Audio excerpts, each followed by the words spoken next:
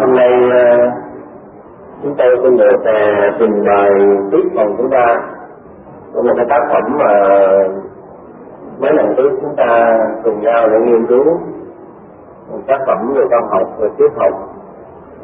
Đó là tác phẩm Câu chuyện Rừng Sâu. Và cái phần trình bày hôm nay thì chúng tôi nghĩ rằng để buổi chiều nó có thể thoải mái hơn, thành ra chúng ta đi nhận về một cái mặt về thiền học và có những cái phần trình bày logic của cuộc sống để cho chung là tăng ni là các Phật tử và các vị có thể nghe mà mình cảm nhận được cái phần nào đó trong cái phần triết học có liên hệ thế nào với cái đời sống của cá nhân. Vừa rồi thì hai phần đầu từ một cái nhân vật Tất Đạt hiện hữu để chúng ta đi vào từ bước để đi vào cái thực tại của dòng sông, cái câu chuyện của mỗi người, và mỗi người trong chúng ta tức là một nhân vật giống như những hạt nước trong một cái dòng sông, và từ đó làm thế nào để vươn lên hay để dừng lại ở giữa cái dòng sông đời đang chảy. Thì đó là những cái trăn trở, những cái ương tư hay là những cái khao khát muôn đời của những nhà triết học. Nhưng mà những cái phần đầu chúng tôi đã giới thiệu là trong cái tác phẩm của Câu chuyện Rừng Sâu có một số ý rất tương quan Phật giáo. Tuy nhiên cái tác giả vẫn còn hạn chế ở giữa hai cái phần là nhị nguyên, tức là ngã và ngã sở. Cho nên sau khi cái phần mà con người tri thức nhận được cái phần đó là về triết học hay là về đạo đức, về tôn giáo, hay những cái gì mà thánh triết cao thượng của đạo Phật rồi, nhưng mà vẫn còn khao khát, tức là muốn tìm một cái gì đó vượt ra ngoài của mình. Tức là nó khác với cái đạo Phật ở chỗ là ngay trong cái bản thân của chúng ta, tức là cái con người mình khi mà bắt đầu mình tu á, mình có thể thấy rõ ràng là nó không còn ở một cái cảnh giới nào vượt ra mình, dù đó là đại ngã, tiểu ngã hay là tự ngã. Mà trong khi ở đây đó thì cái phần chủ yếu của Câu chuyện Rừng Sâu á, tức là Tất Đạt trình về với cái đại ngã của mình. Vì vậy cho nên sau khi xác nhận rằng Đức Phật là một cái đấng tối thượng và không có thể ai để thoát thân, thì Tất Đạt tự cho rằng là với con đường đó mình cũng có thể đi tiếp tục được và mình cũng được giải thoát như Ngài. Ở đây nó nảy sinh một vấn đề mà trong triết học cũng như là trong Phật giáo chúng ta gọi là rơi vào nhị nguyên, tức là giữa ngã và ngã sở. Thiệt ra giữa ngã và ngã sở chỉ là đều thôi. Nếu mà có mình thì có đối tượng là chúng sanh, mà nếu không có mình thì đối tượng chúng sanh cũng không có. Nhưng mà nếu bây giờ mình đứng trên một đơn vị là mình cứ khao khát mãi rằng nữa là ngoại trừ khi mình nhận thức được chân lý rồi đó, còn một phần nữa bên trong mình cái gì đó, tức là cái tôi, cái ta nó luôn luôn thúc giục tìm đồ và có cái khao khát gọi là cái không bao giờ đầy đủ con người của mình và thúc giục chúng ta đi tìm. Thì đây là cái phần thứ hai là chúng ta bị rơi vào nhị nguyên. Nhị nguyên tức là giữa ngã và ngã sở. Thì nên khi đối với Phật giáo và đối với con đường thoát ly sinh tử của đạo Phật á, chỉ duy nhất vấn đề là nhận thức được á, giữa ngã và ngã sở là một, không có nhị nguyên. Thì cái phần mà nhị nguyên luận á thì chúng ta sẽ không nói ở đây, nhưng mà chúng ta trình bày ở điểm này đó, tức là từ khi cái đoạn này đó là con người Tất Đạt bắt đầu là từ bỏ một cái vai trò của vị sa môn và bắt đầu bước vào con đường là nhập thế để gặp một cái người phụ nữ, tức là Kiều Lan, một nhân vật chính diện. Nhưng mà Kiều Lan ở đây như chúng tôi trình bày đoạn trước đó cũng là một trong những cái mô hình hay gọi là một trong những cái mà người ta sử dụng để làm cho một đối tượng là ngã và thất pháp. Khi mà chúng ta tức là những tăng sĩ vào đời đó thì cái đối tượng mà chúng ta tiếp nhận thường á là bản thân mình là ngã và đối tượng là thất pháp á, những cái cuộc sống chung quanh. Vì vậy cho nên á, trong cái phần trình bày hôm nay á, chúng tôi sẽ nói nhiều về cái việc đó là nhập thế của đạo Phật và nhập thế của các thiền sư, nhập thế của chúng ta như thế nào mà không bị rơi mất vướng phải, hay là ở trong một trạng thái nào đó mà chúng ta có thể thoát ly được cái vấn đề nhập thế, tức là thoát ly được vấn đề nhị nguyên. Thì chúng tôi xin đặt nặng hai vấn đề đó trong cái buổi trình bày hôm nay. Thì ở một cái chỗ, ở một cái địa vị nào đó thì chúng ta thấy rằng khi mà Tất Đạt gặp là Kiều Lan, tức là gặp con người đại diện cho xuất phát á, sự lôi cuốn, sự hấp dẫn, và trong đó nói chung là được định nghĩa trong này hai chữ tình yêu. Và Tất Đạt học nơi Kiều Lan tức là học tình yêu, Cũng giống như khi chúng ta vào đời, chúng ta học cuộc sống và trong cuộc sống có tình yêu. Nếu mà khi nào chúng ta chấm dứt và nghĩ rằng tình yêu không tồn tại trong chúng ta đó, thì ngay lúc đó chúng ta cũng không có đủ tư liệu để có thể tiếp tục đi hành trang vào đời. Chúng ta xin có thể xác nhận được đó là vấn đề sự thật. Cho nên ở đây vấn đề là xác định được đó là giữa ngã và ngã sở, hay là giữa tình yêu cá nhân và tình yêu tập thể, hay là chúng sanh như thế nào, để từ đó mình trưởng thành. Đó là cái vai trò mà cái người tu có thể là trong cái thời gian nhập thế, mình thế nào để mình chuyển hóa và chứng minh được mình, không bị gây rớt và không bị gọi là có được. Thì cái phần ở đây chúng tôi xin thưa là khi mà Tất Đạt gặp Kiều Lan và học hỏi về nghệ thuật cuộc sống cũng như là nghệ thuật tình yêu đó, để cho chúng ta thấy rằng trong cái dạng phiền não á, và trong vấn đề cái trách nhiệm chúng ta á, phiền não luôn luôn là một sức sống. Đó tức là hỉ nộ ái ố ai lạc dục luôn luôn là một sức sống, và chúng sanh phải nương tựa vào sức sống đó, từ địa bàn chúng sanh nó nương tựa vào sức sống đó để trưởng thành, vượt qua khỏi cái vai trò đó để mà đạt thành cái quả giác ngộ. Nếu không có phiền não thì không có bồ đề, có thể khẳng định là như vậy. Cũng giống như chúng ta thấy rằng nếu mà Quan Âm Bồ Tát á, vẫn ở trong cái giới tịnh độ, vẫn tu thiền thì vẫn niệm Phật á, thì Đức Quan Âm Bồ Tát không bao giờ đi vào đó là tam ma thanh địa kiếp, tức là diệt các cái tỉnh định. Đức Quan Âm Bồ Tát á, được gọi là thị hiện thân 32 ứng hình thân trở lại cuộc đời. Trở lại cuộc đời tức là trở lại trong vai trò cọ sát cuộc đời, thể nhập cuộc đời, và từ đó có thể vươn lên đến những đỉnh cao đức sống như là kiên nhẫn, nhẫn nhục hay là từ bi với chúng sanh, tức là gọi là mình gọi là với phiền não. Và từ cái chỗ với phiền não đó, Đức Quan Âm mới có thể đạt được cái cảnh giới cuối cùng gọi là vượt qua tam ma thân kỳ kiếp, và đạt thành cái địa vị Bồ Tát cảnh giác, thậm chí đạt được cái quả vị Như Lai. Chúng ta thì trong cái vai trò tu hành cũng vậy. Nếu bây giờ mình nghĩa là đóng khung mình lại hết, mình tích ly cả cuộc sống, tích ly cả ăn mặc nói làm, không gặp gỡ giữa người này và người kia, không gặp gỡ giữa xã hội, tức là không gặp thế đó, thì chính chúng ta cũng tự đóng chết mình ở trong một cái vị trí mà không bao giờ có bao giờ. Đó là cái phần mà chúng ta nghĩ rằng nó rất quan trọng trong cái đời sống tu hành của mỗi cá nhân. Cho nên đây cái vai trò của cái nhân vật mà Tất Đạt á, sau khi học hỏi đi xuống gặp gỡ xuất phát, tức là Kiều Lan rồi đó, thì học hỏi được. Thì bây giờ Kiều Lan mới hỏi một cái là anh có cái bài gì, nếu là một sa môn có bài gì, và nếu mà trong một cuộc sống á mà anh không có một cái gì hết trơn á, thì làm sao để là anh có thể cho được người ta cái gì mà anh đến được không? Thì bây giờ Tất Đạt nói rằng mỗi một người đó cho cái của mình có, mỗi một người có thể cho cái mình có. Người lính á thì cho sức mạnh, người thương gia thì cho hàng hóa, người thầy á thì cho kiến thức, người làm ruộng cho lúa, và người chài lưới cho cá. Tại đây chúng ta thấy rằng nó liên quan với cái vai trò của Phật giáo, rằng mỗi một người trong chúng ta có một cái sự luân chuyển, một sự giúp đỡ lẫn nhau và một sự trao đổi một cách kháng khích lẫn nhau. Không thể nào mình chấp nhận cuộc sống mình cho rằng là mình ăn á mà mình trong được thôi, những lúc nào mình có ăn mình tu thôi, còn không cần phải giao tiếp cuộc sống, không cần phải nhập cái cuộc đời, thì nơi đây chúng ta rơi vào vấn đề sai lầm. Nếu vì cái người tu là cái người có một cái chương trình nhân quả rất là khép kín, nghĩa là có nhân có quả, mình có nợ với chúng sanh, tức là mình phải trả nợ chúng sanh. Do vậy mình không thể thoát ly cuộc đời, trong khi cuộc đời á nó mang tính chất giữa phiền não làm sức sống của cuộc đời. Tức là ở đời nó thì có vui, có buồn, có mừng, có giận, có lâu, có ho. Và nếu mà không có vui mừng, buồn giận hay là không có hỉ nộ, ái ố ai lạc dục á, thì không có thế gian pháp. Mà nếu đã không có thế gian pháp á, thì tuyệt đối không thể nào có xuất thế gian pháp. Chúng ta có thể thấy một cái định nghĩa rất rõ ràng để trước khi mà mình lập luận trong cái trò triết học, rằng cái vai trò thế gian pháp á, nó tồn tại tương quan với xuất thế gian á, là không thể tách ly. Nếu mà không tìm được phiền não á, thì nơi đó không có bồ đề. Cũng giống như là các thiền sư nói, vô minh Phật tánh tức Phật tánh, và quyển hóa không thông tức pháp thông.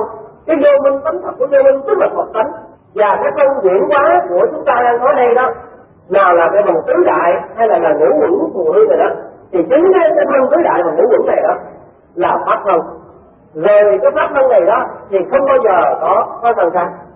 Cũng như là trong triết lý Quan Nghiêm và triết lý Pháp Hoa nói rằng pháp thân là nơi nào cũng có ảnh hiện, tùy đô giá na thân, thân khắp cả chỗ. Thì cái tùy đô giá na thân đây là gì? Là pháp thân.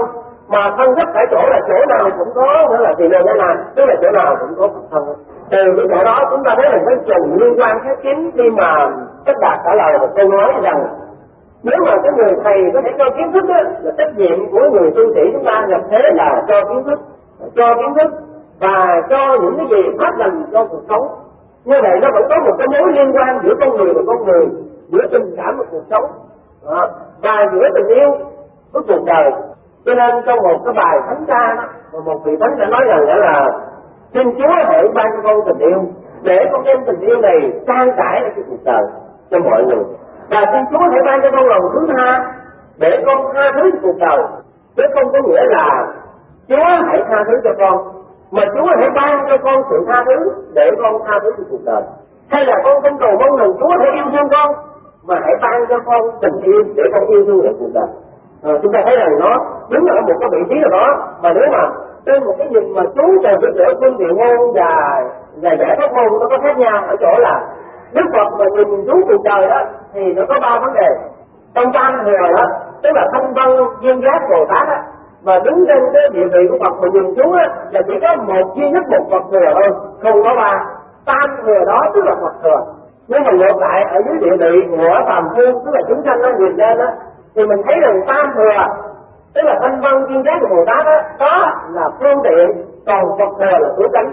Đúng một cái nhìn mà từ chúng sanh nhìn lên á thì nó khác, và từ một cái nhìn ở trên Đức Phật nhìn xuống á thì cũng tam thừa đó, nhưng mà nó khác nhau. Cho nên cái vai trò nhập thế mà chúng tôi cũng trình bày hôm nay nó có một cái tác động rất quan trọng trong cái đời sống của một cái tu sĩ. Nếu mình không có lý được vấn đề đó thì chính là cái lỗi tư vi á, tự mình mâu thuẫn với mình đó, và tự mình tràn ngược với mình. Ở ngay một cái điểm này đó thì khi mà chúng ta thấy rằng Tất Đạt, nhân vật Tất Đạt trả lời một câu nói tức là mọi con người không có thể tự lực mình mà phải nương vào nhau và sống, cho nên tự của nương vào nhau đó nó có một cái sự liên hệ giữa tình cảm và cuộc sống. Và bây giờ vai trò nhập thế là làm sao thoát ly được cái tình cảm đó, thoát ly được cái mức sống mà mọi người cứ muốn áp đặt lên mình, nhưng mà không có nghĩa là thoát ly cuộc sống là không có nghĩa là tìm một tự ngã khác, không có phải là tìm một tự ngã khác. Cho nên ở đây trong cái tác phẩm này nó rơi vào cái đoạn ở giữa, tức là nhị nguyên. Nhị nguyên tức là nhân vật Tất Đạt vẫn luôn luôn có một cái ước mơ, có một cái khao khát là đi tìm một chân lý và đi tìm một lối thoát cho tự ngã của chính mình ở một nơi nào đó, mà quên rằng đó là đối với Phật giáo và đối với lời dạy của Đức Phật đó là ngay trong tự thân của mỗi chúng ta có tham, có sân, có si, và từ cái tham sân si này làm sao mà chuyển đổi tham sân si thành giới, định và tuệ, tức là cũng tự một con người từ cái phiền não này làm sao chúng ta chuyển hóa thành Bồ Đề. Thì cái vai trò nhập thế của đạo Phật cũng vậy, làm sao cho cái cuộc sống mà người ta gọi là hỷ nộ ái ố ai lạc dục này mà cái người tu sĩ thể nhập vào, và từ thể nhập vào đó biến đổi nó trở thành là thất thánh tài, biến đổi thành bãi món quý trong nhà Phật. Đó là vấn đề quan trọng. Rồi chúng ta xin nói ở đoạn này là ở đời không có buồn không có vui đó thì người ta có thể nói là sống không được. Bởi vì cái buồn và vui là nó là một cái thẩm mỹ, nó là một cái nền thẩm mỹ triết học luôn về cuộc đời. Cho nên ngay đó ở đó nó có một cái đẹp, cái buồn có cái đẹp của cái buồn, và cái ưu cái biên cái đẹp của ưu bi, và liên tục như vậy cái thẩm mỹ ưu bi cuộc đời nó là cái đặt nền tảng cho phiền não, và chính phiền não này là cái sống của chúng sanh. Nếu chúng sanh không liên được cái sống này thì chúng sanh không hướng về được cái Phật đạo. Từ ở chỗ này chúng ta có thể thấy được rằng tại sao ở vai trò này khi mà được hỏi vậy thì nhân vật nói rằng tôi có một cái ý của tôi. Thì Kiều Lan hỏi rằng ý quý đó là gì? Ý đó thì đã đặt rằng tôi có một cái nghệ cuộc sống. Nghệ cuộc sống là có thể nhịn đói, suy tư và chờ đợi. Thì Kiều Lan thường và nói rằng cái nhịn đói và suy tư và chờ đợi đó thì cái chuyện nó thường quá. Đâu có gì đâu là làm ra tiền bạc mà cũng không có làm gì nữa cho cuộc đời đâu. Thì tất cả định nghĩa là đó là lầm lẫn, tức là Kiều Lan lầm lẫn. Ở đây đó tức là cái nếu mà nói về đạo mà nói về nghĩa là phương diện của Phật pháp thì nhịn đói, suy tư và chờ đợi cũng có nghĩa là hiểu được tri thức, tư duy thiền định và kiên nhẫn. Nếu một cái người tu sĩ mà chúng ta bắt đầu bước vào đời, dấn chân vào đời, gọi là thể thực cuộc đời mà chúng ta thiếu ba yếu tố này, là rõ ràng là chúng ta không có một cái nghệ thuật sống, và nơi đây đó mình sẽ bị trao đảo, bị lớn ít, và một thời gian đó chính mình bị thoái hóa. Cái đầu tiên mà chúng ta thấy là những nhịn đói thì tất cả các lần nhịn đói không có gì là hay. Nhưng mà có một cái là cái khổ chúng sinh bây giờ là khổ ăn khổ mặc. Thì như các người thấy rằng đa phần ở đời á là vấn đề ăn mặc là một vấn đề đặt lên là vấn đề hàng đầu. Ăn mặc ở cuộc đời á, mở mắt ra là lo đi kiếm ăn, và trước khi kiếm ăn á là phải là trang bị quần áo và là mặc quần áo coi cho được chứ gì đây. Cho nên ăn mặc đó là nó hầu như chiếm một phần nửa cuộc sống của mình. Bao nhiêu tiền bạc để may quần may áo á, may là những cái vị tu sĩ của chúng ta thì nó đơn giản hơn, mỗi năm lẫn một lần và mua đen chỉ một kiểu thôi, tức là một bớt thôi, cứ hãy thỏ vô thì nó cũng một kiểu thôi. May dù giải gì để tích mấy nhưng mà thỏ vô cũng một thứ thôi. Cái y lượng là một loại một trước cấp một, và y sinh y hạ cũng như vậy. Nhưng mà các vị biết là nếu mình tấn thân vào đời mình thấy là ở đời có vấn đề ăn mặc nó rất rối rồi cùng. Mỗi đêm mà mình coi TV mình thấy rằng nội cái vấn đề mình giới thiệu nhà may không á là hết con ngựa chương trình của TV rồi. Mà các vị biết rằng nội cái vấn đề giữa một cái người sống ở đời á, từ đàn ông thì giảm hơn tới một chút á, nhưng mà phụ nữ là vấn đề may quần áo không á là chiếm phần nửa cuộc sống. Cho nên ở đây cái chỗ mà từ cái giai trò mình thấy rằng cái nhịn đói là vấn đề ăn, mà không có ăn mà không có tiền ăn hết. Ngay cả các cái chùa mà Phật giáo hay là mấy tịnh xá mình cũng vậy. Bây giờ gặp nhau thì các sư cũng thường hay hỏi một câu, nó không là sao lúc này tình hình kinh tế rồi chùa nó có đỡ không? Cái tình hình kinh tế là gì? Là đời sống, là ăn là mà mình tu mình hỏi ngay tình hình kinh tế thì mình thấy là vấn đề tình hình kinh tế nó cũng như là lấn sâu hơn cả trong vấn đề đó là Phật giáo của chúng ta. Đó, tức là trong cái đời sống của chúng ta. Mà cái câu đầu tiên ở đây được nghĩa đó là nhịn đói, suy tư và chờ đợi là một nghệ thuật sống và một nghệ thuật đi vào đời. Thì bây giờ cái nhịn đói đầu tiên là để đánh vượt qua vấn đề kinh tế. Khi mà anh ăn, anh đòi hỏi ăn á, anh muốn như tiền ăn á, anh khổ sở vì tiền ăn, đói rồi nghĩa là đói lã, đói không chịu nổi, phải chạy đi tìm ăn. Và cái người đời này nói chung là cái người còn sống trong cái cảnh phàm phu á, là ăn là phải lựa món ăn cho ngon, phải lựa đầu bếp cho ngon, và lựa nhà hàng cho ngon. Cho nên từ đó giữa khổ đau này nó chồng chất khổ đau khác. Mà ngay cả đến tu sĩ cũng vậy thôi. Nếu mà chúng ta không nắm vững vấn đề ăn uống á, thì mình cũng tìm dầu ăn uống, cũng khổ sở về ăn uống. Cho nên mỗi ngày lo chạy, lo tính toán rồi về chùa mình mỗi ngày là ăn bao nhiêu người, rồi tốn bao nhiêu gạo, rồi như vậy là phải chạy phải vận động sao. Cho nên đôi khi những cái định xá mà rất khổ sở về kinh tế và có một cái thời đó mình gọi là nó gọi là thời đen tối, thì nhiều cái chùa cũng vậy, ăn cơm đậu ăn ngày kia, nhưng mà nếu mà mình không nắm vững vấn đề mình vẫn bị rơi vào khổ đau. Vậy đây cái chỗ đầu tiên á, định nghĩa đầu tiên cái là nhịn đói. Nếu một cái vị người đi vào đời có khả năng nhịn đói ở đây á, chúng ta có thể hiểu qua Phật pháp là gì? Có thể là hiểu dục và thiền tu. Nếu một cái người tu mà có thể hiểu dục được, thi thúc được, tức là ít dục và biết đủ á, thì cái phương pháp nghệ thuật sống đầu tiên á, mình có thể sống ở đời được. Ở đời nếu có nhiều mình ăn nhiều, có ngon mình ăn ngon. Và nếu không có nhiều và không có đầy đủ ăn mà cho no cho thứ bụng á, mình có thể ăn một chén, và nếu không có nữa đó thì mình cứ nghĩ ngày xưa đó là Phật khổ hạnh tới 6 năm mỗi ngày ăn có một hột mè. Thì cái mà gọi là cái tài sản, hay là gọi là cái vũ khí duy nhất của người thân sĩ đi vào đời có thể có được đó là có khả năng nhịn đói cả tuần lễ không sao. Mà nhịn đói đây là gì? Là vừa còn hiểu dục tức là diệt cái lòng ham muốn của mình, và tin tức tức là biết đủ, mình không đòi hỏi quá đáng. Chúng tôi muốn nói cái chương này, cái đoạn này tức là phần nhập thế. Cho nên cái nhập thế mình vào chùa, ở cái chùa mà ở trong vòng đời mà ở giữa thành phố, thì bắt đầu những cái nhu cầu của thành phố nó đòi hỏi, và bắt buộc cái chùa cũng bị ở trong một cái vòng đó là bị lẫn quẩn, bị thu hút bởi cái sức mạnh của vật chất. Cho nên đôi khi đó mình trang bị cho một cái chùa nó đầy đủ đến mức độ là nó tương quan với cuộc sống, và như vậy mình đánh mất đi vậy thì đầu tiên nhập thế tức là nhịn đói. Khi mà mình đã đầy đủ rồi thì các vị biết là ngay cả một cái thân thể mà nó đầy đủ á, nó dư sức sống á, là nó thường thường sinh ra những việc bất thiện, hay là giống như người ta nói là nhàn cư đi bất thiện. Ở đây không phải là nhàn cư, mà nếu một thân thể mình nó đầy đủ quá, cho nên nó dư thừa tố chất á, thì sinh ra các bệnh, thậm chí là bệnh ung thư hay bệnh yếu rồi kia cũng cho dư thừa một tố chất. Và nhịn đói cũng là một phương pháp làm giảm tiết đi tất cả các sức lực và về phần dục của cá nhân, và từ đó mình có thể ổn định cuộc sống để vào đời. Và trong cái vai trò về kinh tế và nhập thế đó, thì chúng ta thấy rằng cái chùa cũng vậy. Nếu mà các chùa nào biết hiểu được tri thức, biết nhịn đói đó, thì chùa ở trong một cái hoàn cảnh nào cũng không thấy khổ đau. Chứ nếu mà mình ở trong một cái ngôi chùa mà mình cứ nhìn thấy rằng cái này thiếu á, phải ráng chạy vận động Phật tử cho đủ. Rồi dưới cái này đó phải ráng kêu gọi và đi tìm thế nào nó đầy đủ cái này. Gạo được đầy đủ chứ phải là ăn đầy đủ và sống một cách yên ổn là mình an tâm rồi. Nhưng mà không, mình phải trang bị và làm một cái chùa như thế nào đó nó gọi là tương quan với ở ngoài và hơn nơi khác. Chẳng hạn bây giờ nó là một cái chùa bình thường mình cũng chịu, có thể làm một cái chùa nguy nga đồ sộ là tốt đẹp hơn, để là bảo vệ với cái chùa càng ngày càng lâu là chúng mình rơi vào vấn đề chấp thủ và khổ đau. Như vậy là vấn đề tiêu dục và thể dục chúng ta đã đi sai. Tức là phần thứ nhất dịch thế đó chúng ta đã bị đi sai. Và bây giờ phần thứ hai tức là phần tư duy hay người gọi là suy tư. Khi mà cái đói, cái khát và cái khổ nó không làm cho cái người tu sĩ đi vào đời đó bị bận rộn đó thì vấn đề gì? Thứ hai là sự suy tư.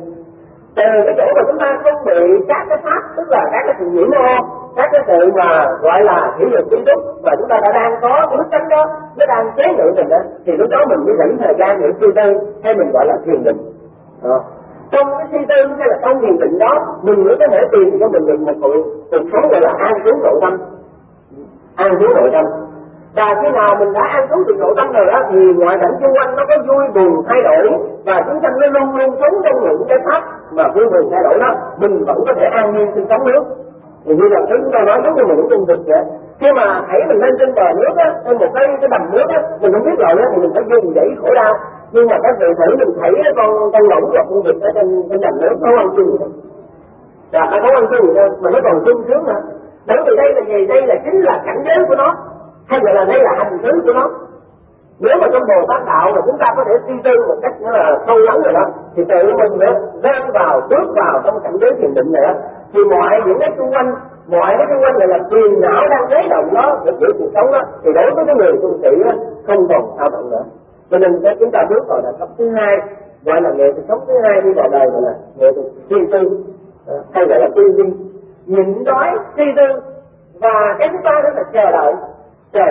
Thì bây giờ đó các vị biết là chờ đợi là ở cuộc sống trong triết học rồi đó là chờ đợi là một cái gì đó nó sợ hãi, đáng sợ hãi nhất là chờ đợi. Thì xin chú niệm với các vị là chờ đợi là cái bệnh phiền não và khổ tâm. Cũng ngay cả như là chúng tôi đang gọi là đang chờ đợi giấy tờ để mà đi du học Ấn Độ, nhưng mà chờ biết 3 tháng rồi bây giờ mình thấy mình muốn hối hận, như là đăng ký rồi nó tí nữa là ngán ngẩm thời gian. Ngắn ngắn thời gian, bởi vì mình chờ đợi một cái gì mà nó giải quyết cho mình mà không được á, người mình rất khổ sở. Cũng như ở đời mình phải chờ đợi những hạnh phúc, tìm tòi và chờ đợi những hạnh phúc.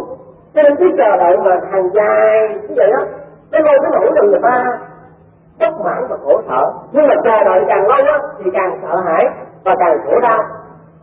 Cũng giống như là ngày xưa chúng tôi có mấy người đồng bào mà trước khi đi cái cảnh chờ đợi cái nỗi là 8 năm trời nó bắt co rồi mà vẫn không đi được.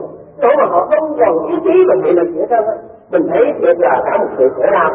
Thì chờ đợi là một sự sợ hãi, nhưng mà triết học có nhiều hơn. Nếu mà nói một cách khác là như này, chờ đợi là một sự sợ hãi, nhưng mà không có gì chỉ chờ đợi thì còn đáng sợ hãi hơn. Vấn đề là như vậy. Chờ đợi là ai cũng thấy mình sợ hãi như vậy, chúng tôi mệt mỏi chờ đợi đi ấn biết không được, không biết cách đi qua biên. Nhưng mà nghĩ lại là nếu mình sợ hãi đó, thì cái người mà không có chuyện cái chờ đợi thì họ sao? Ít ra mình chỉ còn hơn họ được một cái là có chỗ để chờ đợi. Có được triết học nó đi như vậy. Nó đi một cái chuyện chính là chúng ta có một điểm để nương tựa. Thì ở đây vấn đề nữa là triết học thực thể, tức là vấn đề thứ ba là vấn đề kiên nhẫn của cuộc sống.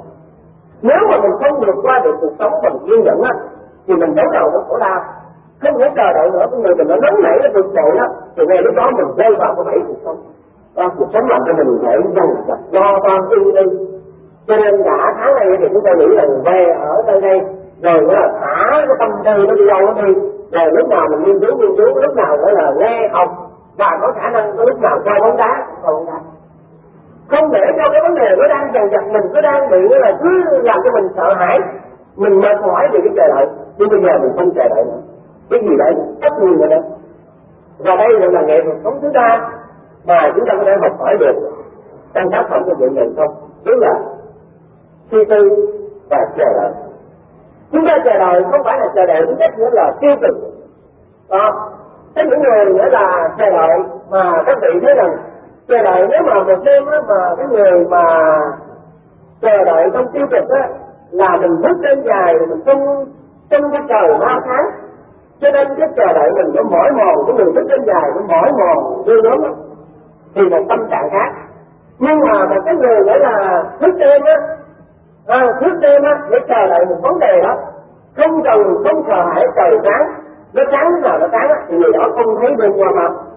Cũng như là nếu mà mình gặp gỡ một người nào đó, con tộc của mình đi lâu ngày gặp gỡ, hoặc là hai người mà tâm sự với nhau á, thì nói chuyện trong một đêm á, trời sáng mình vẫn không hay. Thì mình thấy là giữa hai trạng thái cái chờ đợi này đó, chờ đợi với một người tiêu cực và một người tích cực nó khác nhau.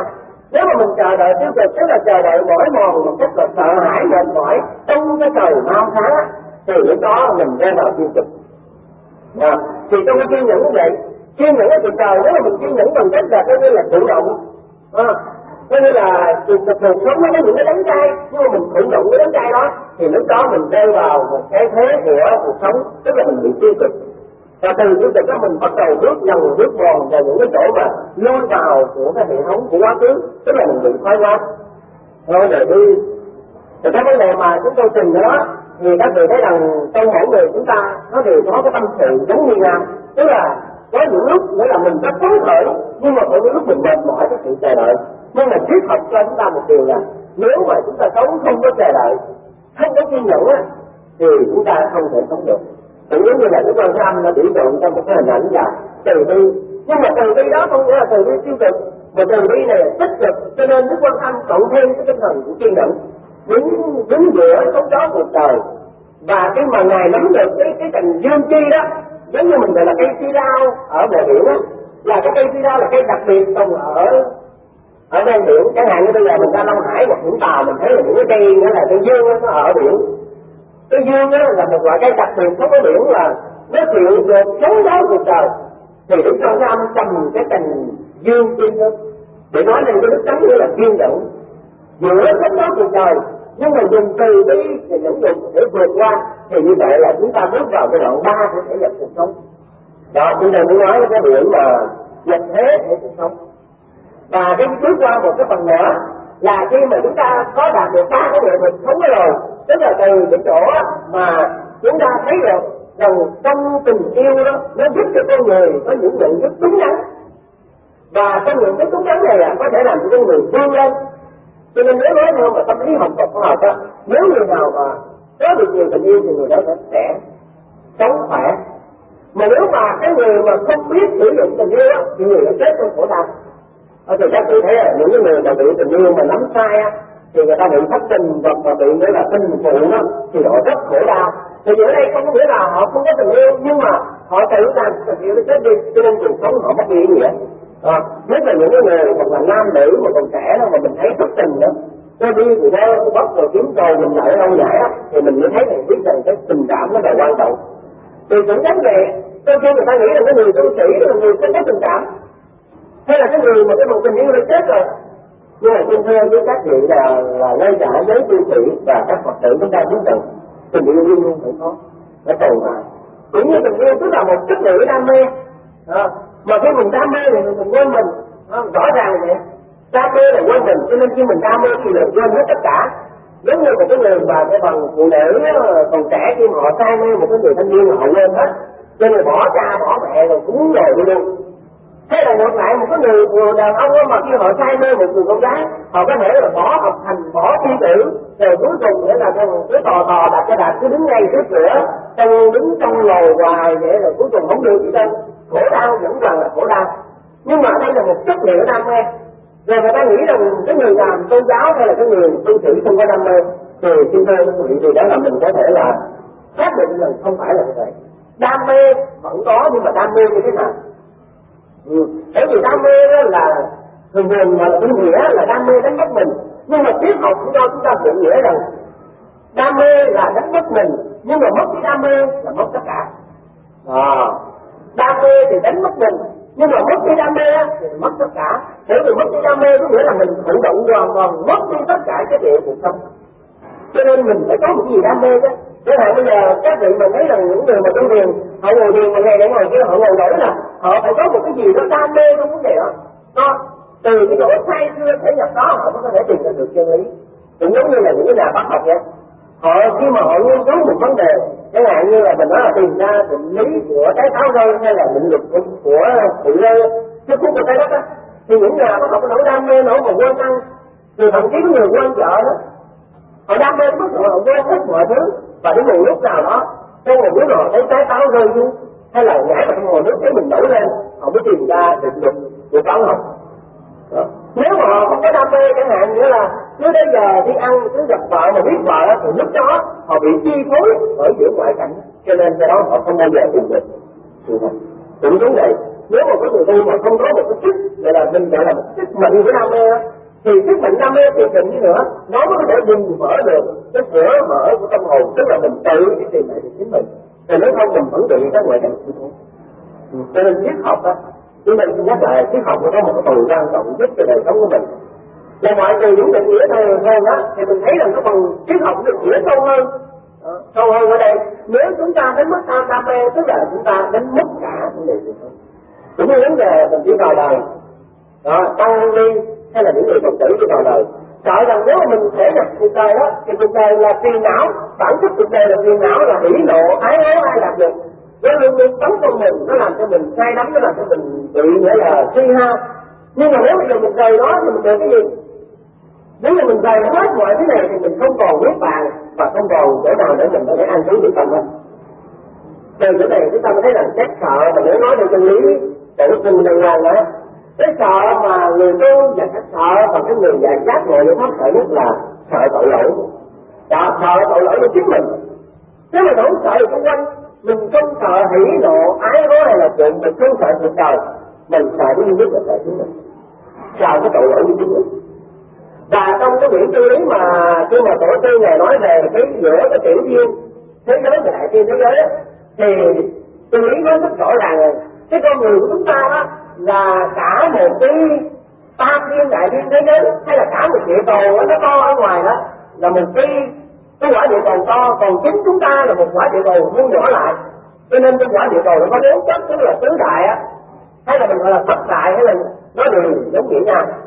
Thế là từ cái phần đất, nước, lửa, gió, không có biên thức tứ đó, thì ở địa cầu có cái nào thì trong một con người có cái hết. Cho nên nếu ở cái phần lầm lẫn ở chỗ này mà chúng tôi nói là cái phần nhị nguyên, mình nghĩ rằng nó là vượt ra ngoài cái phần cái thân thể mình đó, tứ đại mình đó, mình tìm được một cái tự ngã, tức là mình tìm được một đỉnh cao nào khác của sự đó, thì điều đó là chúng ta đi vào cái ngã sở hữu, từ ngã và ngã sở hữu. Còn ngược lại cái con đường tu tập của giáo lý thể nhập cuộc đời, tức là chúng ta quay trở lại với chính mình để giữa mình, tức là một tiểu duyên thế giới này và đại duyên thế giới chỉ là một mà thôi. Cái tiểu duyên thế giới của chúng ta đây nó phản ảnh lại cái đại duyên thế giới đó, và cái địa cầu của chính chúng ta nó phản ảnh lại cái địa cầu xung quanh.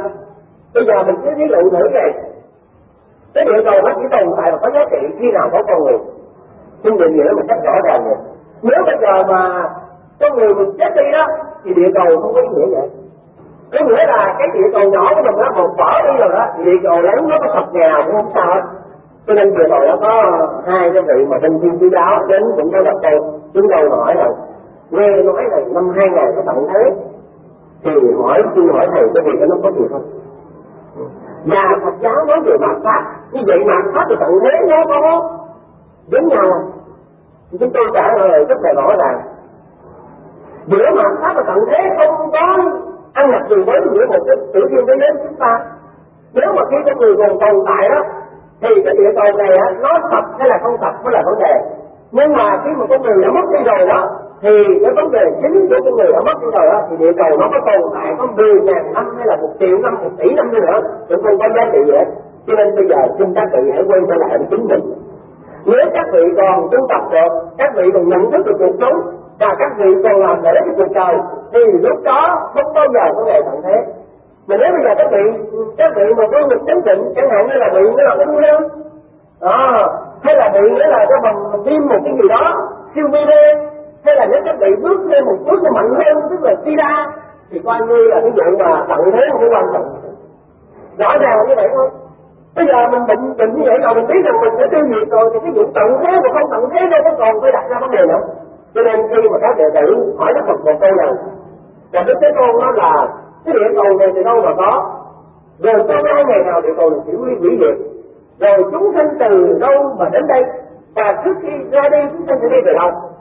thì Đức Phật hỏi là một câu rồi các ông hỏi chuyện nó vô vơ, cái gọi là cái bằng để là ý được xa vời đó.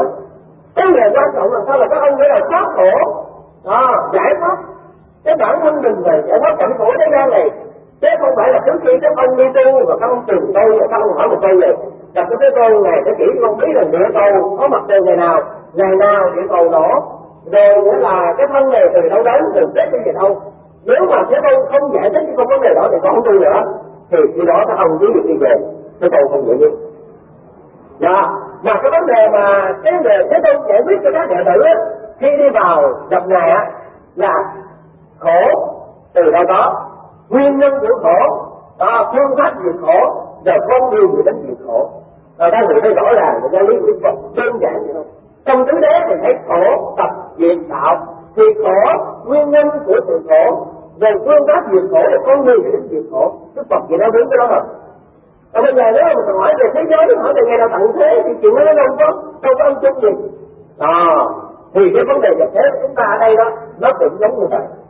Cái quan trọng của người tu quan trọng của vai trò người tu sĩ như nhập thế là không chấp thủ cuộc sống, không chấp thủ nhưng mà khi mà không chấp thủ mình cũng không tranh giành cuộc sống.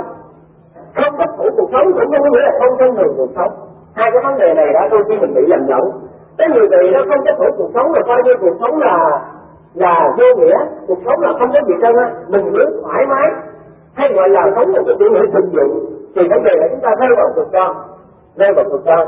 Ở đây nghĩa là không chấp thủ cuộc sống có nghĩa là nhìn cuộc sống bằng ánh mắt liễu tri và biết được từng vấn đề để mà mình không bị hệ lụy.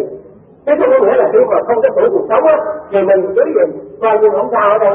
Ai bệnh thì cứ bệnh trời nó có thật đi nữa cũng không sao, mình rất là tự tại. Thì phải tự tại cái vị thiền sư và cái vị mà nhập thế không phải là như vậy. Trong đây đó tức là cái phần này đó, cái phần thứ ba của quyển sách cũng cho chúng ta có một số khái niệm, tức là chúng ta xin kể một cái câu chuyện thường về các vị nó suy nghĩ về cái phương pháp nhập thế của chúng ta. Thì câu chuyện kể là có một cái bà già bả nuôi một cái vị thiền sư tu học như vậy là 30 năm. Và bà già này tức là một người có trình độ, mình gọi là nói bà già chứ thực ra là một thiền sư bậc thầy, cho nên nuôi một cái ông sư võ, ông thầy võ tu thiền trong 30 năm. Và một hôm để là trách nhiệm để khẳng định lại trình độ thiền định của người và tu tập của người đó, thì bây giờ bà già này bà mới kêu một cái đứa cháu ngoại đó hả, và con gái 17-18 tuổi thôi, dung nhan hay là diễm lệ, coi như có sức hút thì bây giờ bà nói là bây giờ con để này con đem con lên cái cốc cho sư, cho thầy xong rồi đó là con để con nói rồi con nói thì về ba cái xong rồi con cái việc ôm chúng thầy qua thử sao. Cái vấn đề đó là tự thách của thiền mà. Thì bây giờ cái này nhập thế đó thì chúng ta cũng thấy là vậy. Đối với sắc pháp không có nghĩa là cấu trại, mà đối với sắc pháp phải đi vào thực tế của nó.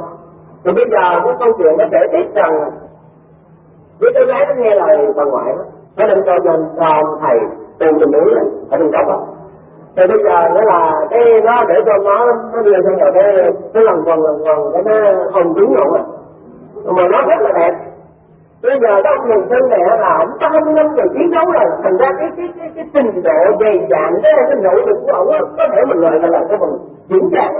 Cái đồng ông cười ông nói một câu thơ nhưng mà cũng để tạm dịch ở đây. Ông nói rằng nữa là cái cành khô mà để lên cái tảng đá mà đá lạnh hay đá nóng vậy thì 3 năm đi nữa cái cành khô nó không nở được cái chỗ nọ đâu. Tức là muốn nói là một cái sức thiền định của ông đó, tức là đã 30 năm rồi đó mà bây giờ nữa là mọi cái vấn đề mà gọi là ái dục nó khô cạn rồi, mà bây giờ đó là dù để trên đá hoặc để ngồi xương hoặc để gân cái gì nữa nó cũng không thể nào nữa là ở người xương thì nó không có đâm chồi được. Giống như mình gọi là bất động như nhân. Thì mình thấy vậy là hay đó rồi không? Cho nên đó là nếu mà thiền mà được ở đó gọi là nếu mà ở trong cuộc đời mình cũng vậy mình gọi là cái trạng thái đây tức là trạng thái đã đạt được một phần rồi, nhưng mà thiền là tiêu cực. Thì các bạn thấy phần tiêu cực của nó thế nào? Thì bây giờ bé này nó ôm rồi thấy ông này nói câu đó thôi, thả ra nó về cái phòng ngoại nó hỏi làm sao kết quả ra nó nói thiền sư nó ông sư ông nói vậy đó. Ông nói nữa là theo bằng nữa là nếu một cây khô rồi bây giờ là để cái tảng đá ngồi vừa chân nó vừa gân là vừa chân nữa 3 năm cũng không có được cái nhảy cầu nữa đâu. Cái đời này là cái lo đó ủ trong năm đô rộng 30 năm nay đốt cùng tức là không có đáng gì trên không chính đáng rồi cho nên gọi là phải đốt lắm đuổi ông thì các bạn biết là cái giai đoạn thiền người ta rất là thắc mắc đặt vấn đề ông tu vậy mà mình tại sao mà đốt ông mà đốt tóc đuổi ông đi vàng nữa là ông đã trả lời một câu nói và chứng tỏ một cái trình độ thiền quán của ông vàng nữa là thấy là ông vậy rồi mà bà già này ông không chấp nhận là không chấp nhận chỗ nào thì chúng tôi đang bị triết học nằm ở đây đó nó nằm ở vấn đề thể lực cuộc sống nằm ở đây. Tức là vấn đề ở đây là cái bài già này khi mà trách nhiệm mình thấy là thiền sư tiêu cực hoàn toàn, tức là mình thụ động của cuộc sống. Cái vai trò tình yêu á, thể trong cuộc sống á mình không thể hiện được. Chỉ đến khung mình lại tức là muốn nói lên cái sự khô cạn của vấn đề đó là cái phần tình cảm của mình, nhưng mà không thể hiện được cái nét sinh động của Phật giáo á, là thể nhập từ trời, tức là không có lìa thế gian pháp, tức là tùy duyên của Phật biết. Cái giáo lý của thượng thừa tức là đi cao hơn mức của thiền hay là của triết học á, là làm sao mình ở trong cái trạng thái này mà mình nói thế nào chứ không phải nói vậy. Cho nên nữa là cái bà già mà gọi là cái vùng ở mà thầy thiền sư này đó bà đốt đốt của mình chữ đuổi này đấy không có nghĩa là phê bình thiền sư không có tu, nhưng mà phê bình thiền sư đi vào đời tới dạng tiêu cực, tức là chấp thủ. Chúng ta chấp thủ hoàn toàn bởi vì ở đây cái chỗ là mình nói là mình để trên cục đá và cái cây khô để trên tảng đá ở mùa xuân nó 3 năm vẫn không nổ trầu, tức là nói rằng dù rằng mình ở cuộc đời đó là đời đời nó bị cái danh lợi nhưng mà mình cứ trơ vậy, nhưng mà thiền cũng như là trơ. Vấn đề ở đây tức là cái tinh thần của thiền và cái vấn đề mà gọi là chủ yếu của người nhập thế đây là trí tuệ, nó tư duy này đó và kiên nhẫn chờ đợi không có nghĩa là tiêu cực. Không nghĩa là mình cứ chờ đợi và cứ nằm đó giống như cục đá vậy, ai đi qua đá một cái thì lại đá một cái khủng ngập đó. Bởi vì tôi kiên nhẫn tôi tu rồi, nhưng mà xin thưa quý vị không phải là như vậy, không hề có vấn đề đó trong vấn đề thiền. Mà vấn đề thiền là một cái gì đó là một cái nội quan mình gọi là sinh động. Bao giờ cũng vậy, nó có một cái sự sinh động đến mức độ là người ta nói rằng thiền là từng bé vào, từng cái đi đứng nằm ngồi mà thiền sư chủ động được. Đó, thì ở đây đó khi mà chúng ta nhập thế chúng ta mới thấy rằng tại sao cái lời dạy của Đức Phật trong 40 ngày đi đứng nằm ngồi, hay là tại sao mà chúng ta đưa vào cái tác giả mà mình gọi là cái anh chàng được xây dựng lên đây là tất cả nó theo vào thế diện nguyên. Bởi vì nó là khi mà gặp Đức Phật này tất cả còn muốn đi tìm một cái gì đó ngoài con người của mình nữa, tức là tìm một cái đại ngã nào đó để tìm được an ổn. Trong khi đó Đức Phật nói một câu đơn giản rằng hãy an trú trong thiền định của mình, trong cái ánh mắt, trong nụ cười, trong từng ngón tay của Đức Phật đều có hơi thở của thiền định của nó. Và trong từng cái dáng đi, trong từng cái quy nghi của Đức Phật đó, nó đều có hơi thở của thiền định. Và như vậy lúc đó giữa cái đại thể gọi là vũ trụ và cái tiểu thể của Đức Phật đó, chỉ duy nhất là một mà thôi. Cho nên do đó Đức Phật đã giải thoát khỏi vấn đề thiện nhiên. Còn trong khi đó cái anh chàng tất cả của chúng ta hay là anh chàng tất cả trong tác phẩm này mình thấy rằng bắt đầu đi vào một con đường mới, tức là bắt đầu trở lại cuộc sống bình thường. Vốn tính cách là nó là từ nghiên cứu kinh nghiệm sống đó, tưởng rằng cái tự ngã của mình đó, và đối diện với nó là ngã sở đó tạo cho một kinh nghiệm sống, và từ kinh nghiệm sống này đó mình có nghĩa là thể thoát ly mình. Nhưng mà chúng ta sẽ đọc một đoạn cái sau này, chúng ta thấy rằng bắt đầu con người sẽ rơi vào bẫy từ từ nếu mình vẫn đi vào thiện nguyên. Thì chúng ta không giới thiệu tiếp cái phần thứ của nó trong này, tức là khi mà tất cả đi vào cuộc sống á thì bắt đầu nữa là học hỏi được rất nhiều nữa là điều kiện lên chiều cao, tức là tình yêu của cuộc sống, tức là đam mê đó. Và bắt đầu tất cả tìm gặp một cái người mình gọi là một nhân vật ở trong cốt truyện, tức là nhân vật Vạn Mỹ. Vạn Mỹ tức là một thương gia để biểu tượng cho vấn đề như hôm đó chúng tôi trình bày, tức là vật chất đó. Vật chất là giữa tức là ngã và vật chất này á, bắt đầu phải là tất cả phải học hỏi, tức là phải thu đạt vật chất để làm sao có tiền đó, để tu bụng cuộc sống, để tu bụng của các thác pháp. Và tất cả vượt qua những cái quá trình học hỏi và trở thành một người thương gia rất tài giỏi. Tất đạt nghĩa là đầu tiên cái đoạn đầu á, tất đạt nghĩa là biết chơi bài, chơi bạc, biết tìm ra tiền, biết gặp gỡ Kiều Lan, biết có một cuộc sống rất là thoải mái, nhưng mà không khổ đau. Cho nên nghĩa là đi làm có tiền nhưng mà không khổ đau vì tiền. Nếu mà được nhiều thì hay nhiều, mất rồi thôi, coi như là 100 bạc mà thua, tất đạt chỉ những tiền thôi. Thì đó là mình gọi là giai đoạn 1. Nhưng mà trong chuyện kể này giai đoạn 2 á, thì bắt đầu tất đạt rơi vào cái thứ hai, tức là rơi vào cái chỗ mà bắt đầu có khổ đau. Mình gọi là cuộc đời nó thấm á, nó thấm mặn trong con người của mình. Hay vậy là mình gọi là cũng giống như chúng tôi mất người ta vậy. Nó bắt đầu nó thấm từ các cách pháp. Nếu mà cũng là con mắt bình thường á, thì mình nhìn cái cuộc đời không có gì là tội lỗi cho người khổ đau. Nhưng mà nếu từ cái con mắt của mình nhân lên một cái câu nói, nghĩa là đôi mắt được dưới khổ linh hồn á, thì nó trở thành đôi mắt khác rồi. Đôi mắt là long lanh sống bạc á, thì đôi mắt đó là khác rồi. Nếu đôi mắt bình thường thì không ai nói đâu. Nhưng mà đôi mắt nó già mà bị mờ rồi đó, không ai nói hết. Nhưng mà cũng đôi mắt này mà cái tác giả tức là mình gọi là chữa ngã thì tác pháp nó nhân lên đó, thì đôi mắt trở thành nhân lên sống bạc. Mà nếu mà đưa vào tiếng cha đó thì người ta dùng một cái từ cao hơn đó thì tự nhiên làm cha não mọi người. Ví dụ như ta nói là đáy mắt anh thiền em không biết đến đầu nên tình sầu tôi tận đỉnh không ta. Thì mình thấy là chỉ một cái đó thôi người ta đã thấy vào một cái vấn đề gọi là hơi thở thứ hai của tác pháp thì tự nhiên đôi mắt nó biến thành rồi. Con mắt đó tức là nó là một cái dòng sông, hay là Đức Phật nói trong kinh Tăng Chi con mắt tức là biển, nó nhận tiền biết bao nhiêu tiền, bao nhiêu lê, rồi từ đó nó nổi lên không biết bao nhiêu bão tố phong ba thánh nghĩa cuộc đời.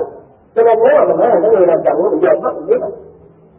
Nếu là đàn ông hay là phụ nữ nè, nếu đàn ông mà tánh nóng á, giận á là con mắt đỏ lên. Còn người phụ nữ mà tánh nóng á, giận là con mắt nó lông lên, không. Từ đó có vấn đề. Cho nên ở đây là bão tố là sống rồi.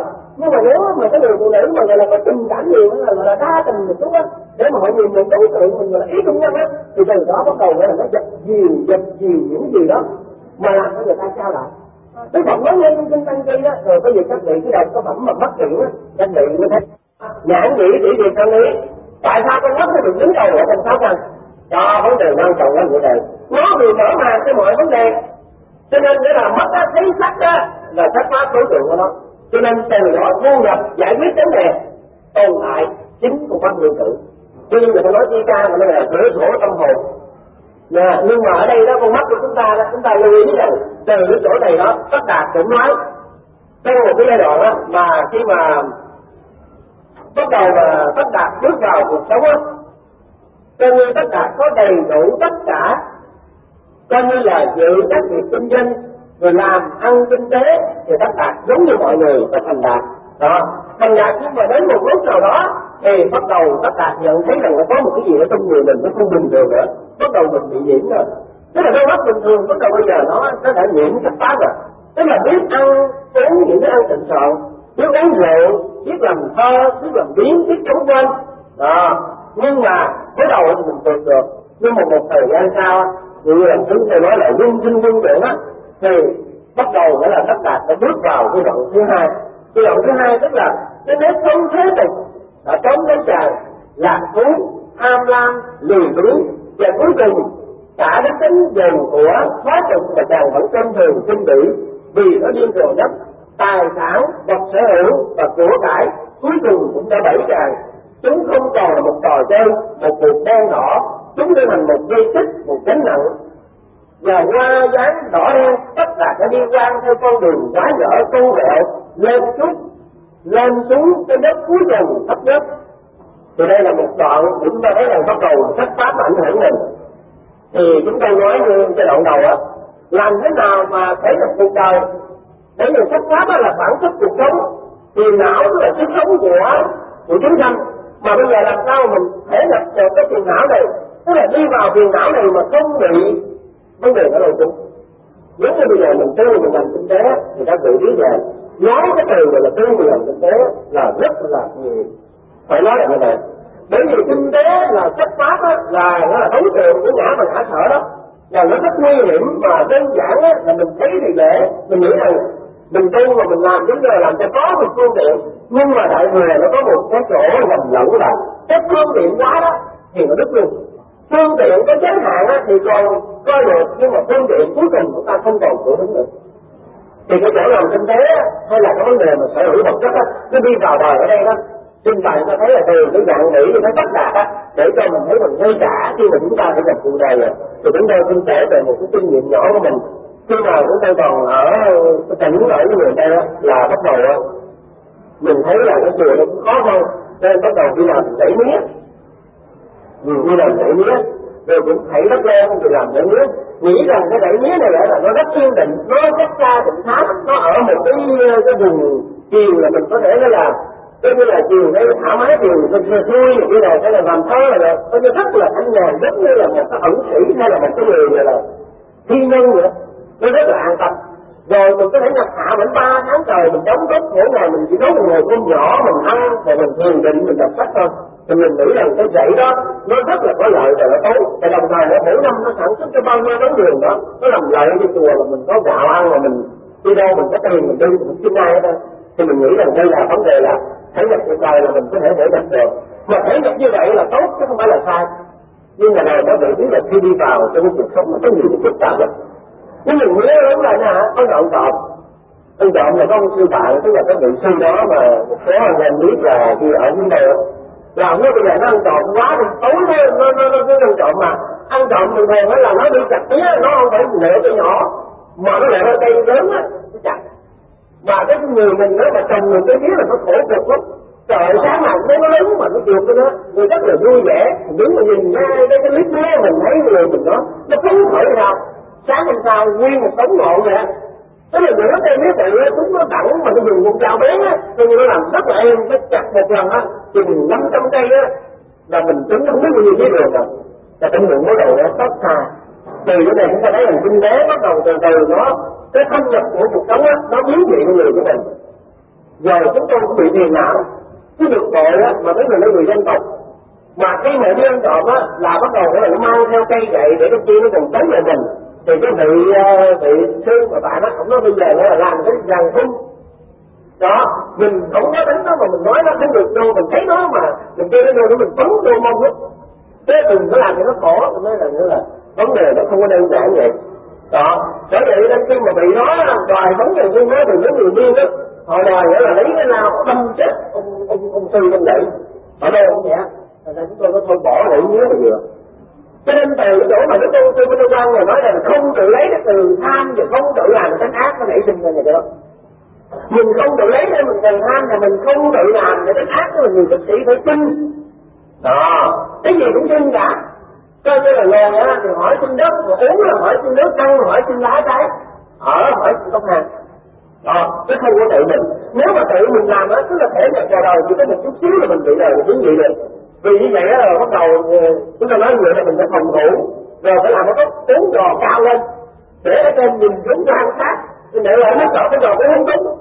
Cho nên nghĩa là do đó rồi mình cũng là phải, nếu mình phải gặp nó đó thì nó sẽ bị khổ đau, mà mình không phải gặp nó thì mình khổ đau vì nó là gì? Nó lấy hết của cải tài sản. Cái mía mà chưa kịp già nó đâu có sao. Thì làm sao giờ? Thì các bạn biết rằng cái đẩy mía nó kéo dài mấy năm trời mà. Từ cái chỗ mình tưởng rằng nơi đây mình thấy gặp mình an định, nó cuối cùng mình rơi vào cái bẫy, tức là từ đó nó sinh ra.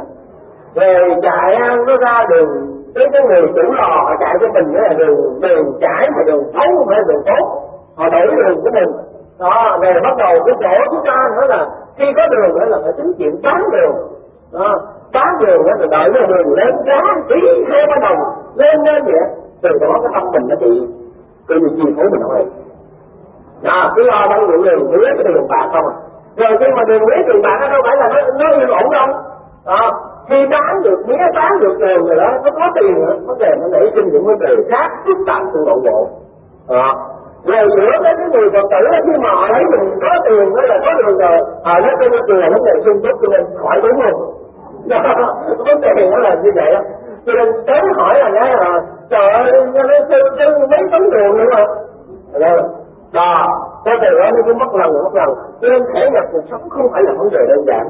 Vấn đề ở đây tức là ở trong mỗi một thái độ nào mà mình nắm được những cơ chế của nó và giải thoát á, thì chuyện nó rất là khó khăn.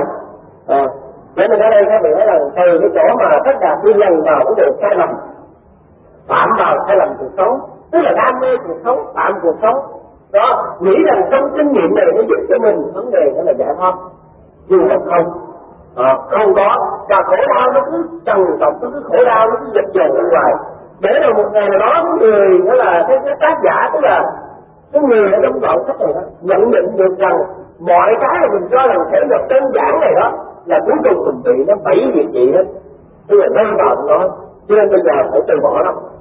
Bây giờ vươn lên đỉnh cao thứ ba, tức là nhất quyết từ bỏ đó.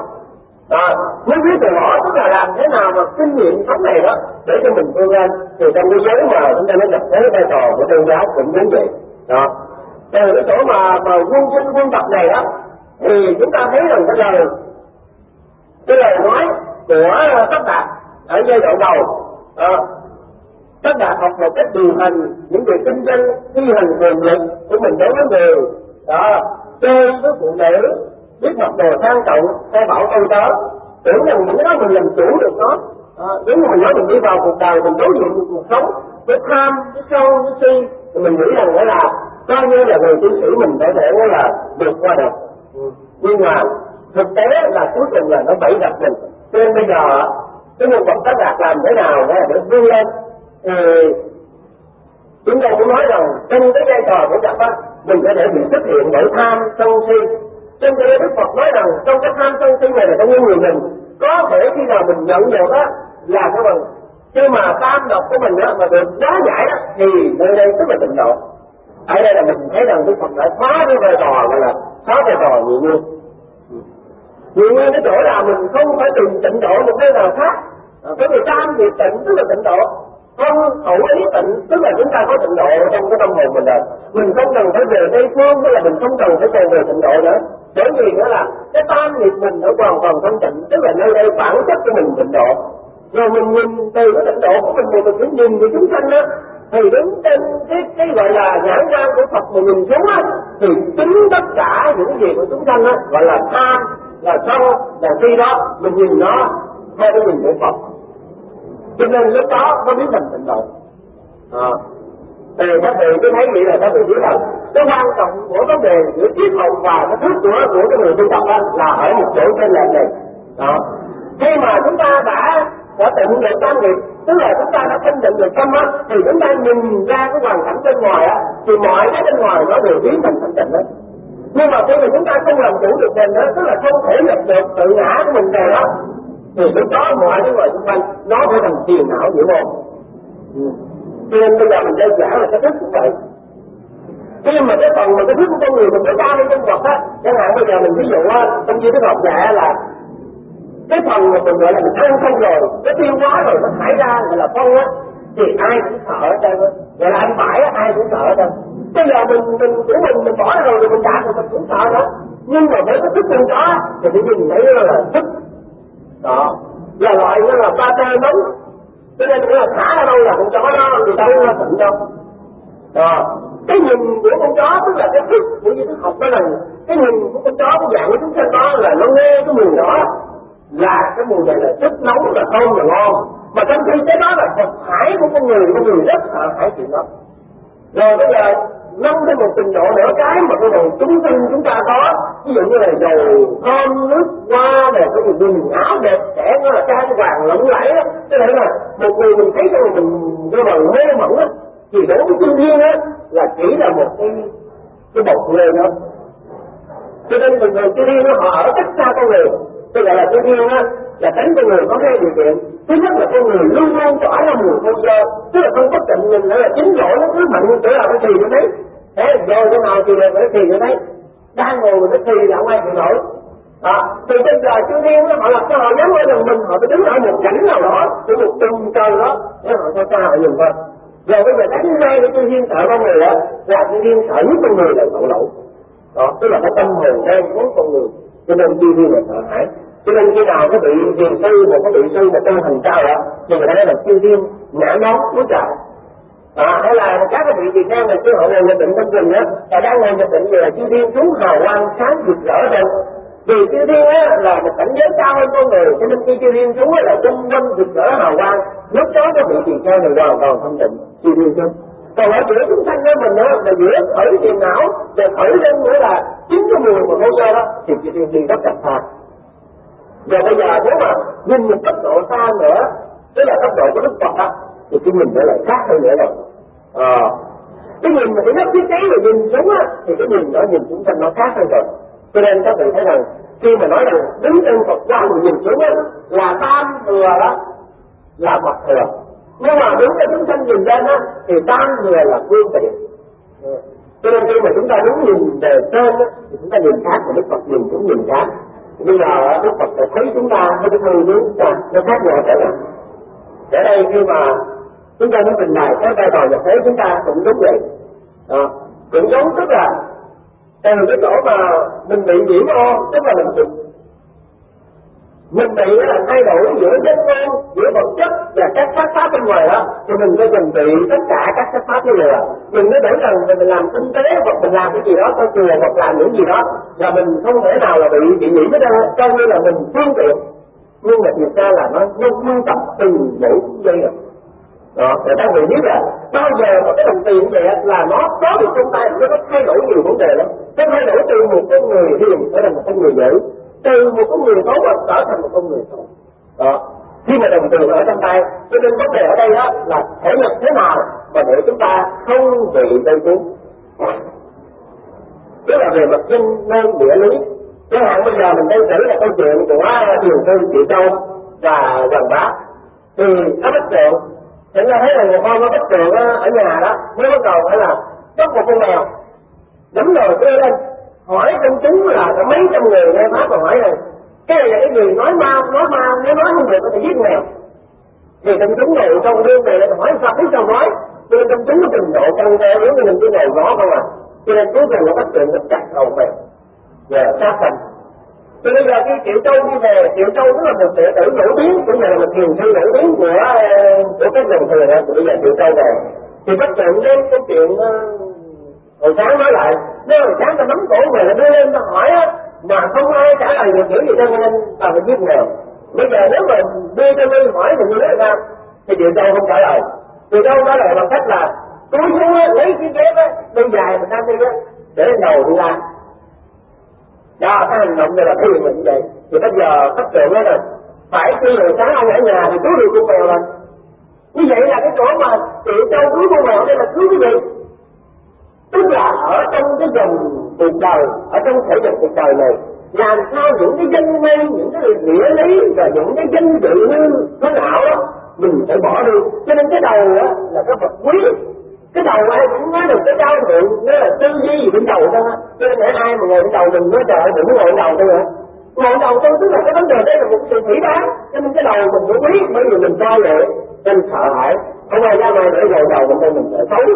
Thì bây giờ cái quan trọng là tôi ghét đó là cái dưới chân, cái đồ bỏ cái đồ để đi dưới chân á, đạp dơ đạp không, nhưng mà Triệu Châu lấy tôi ghét để lên đầu, tức là giữa cái đầu và cái chân á không có chấp thụ, không có dướng mắt, không có nhiều dướng mắt đâu.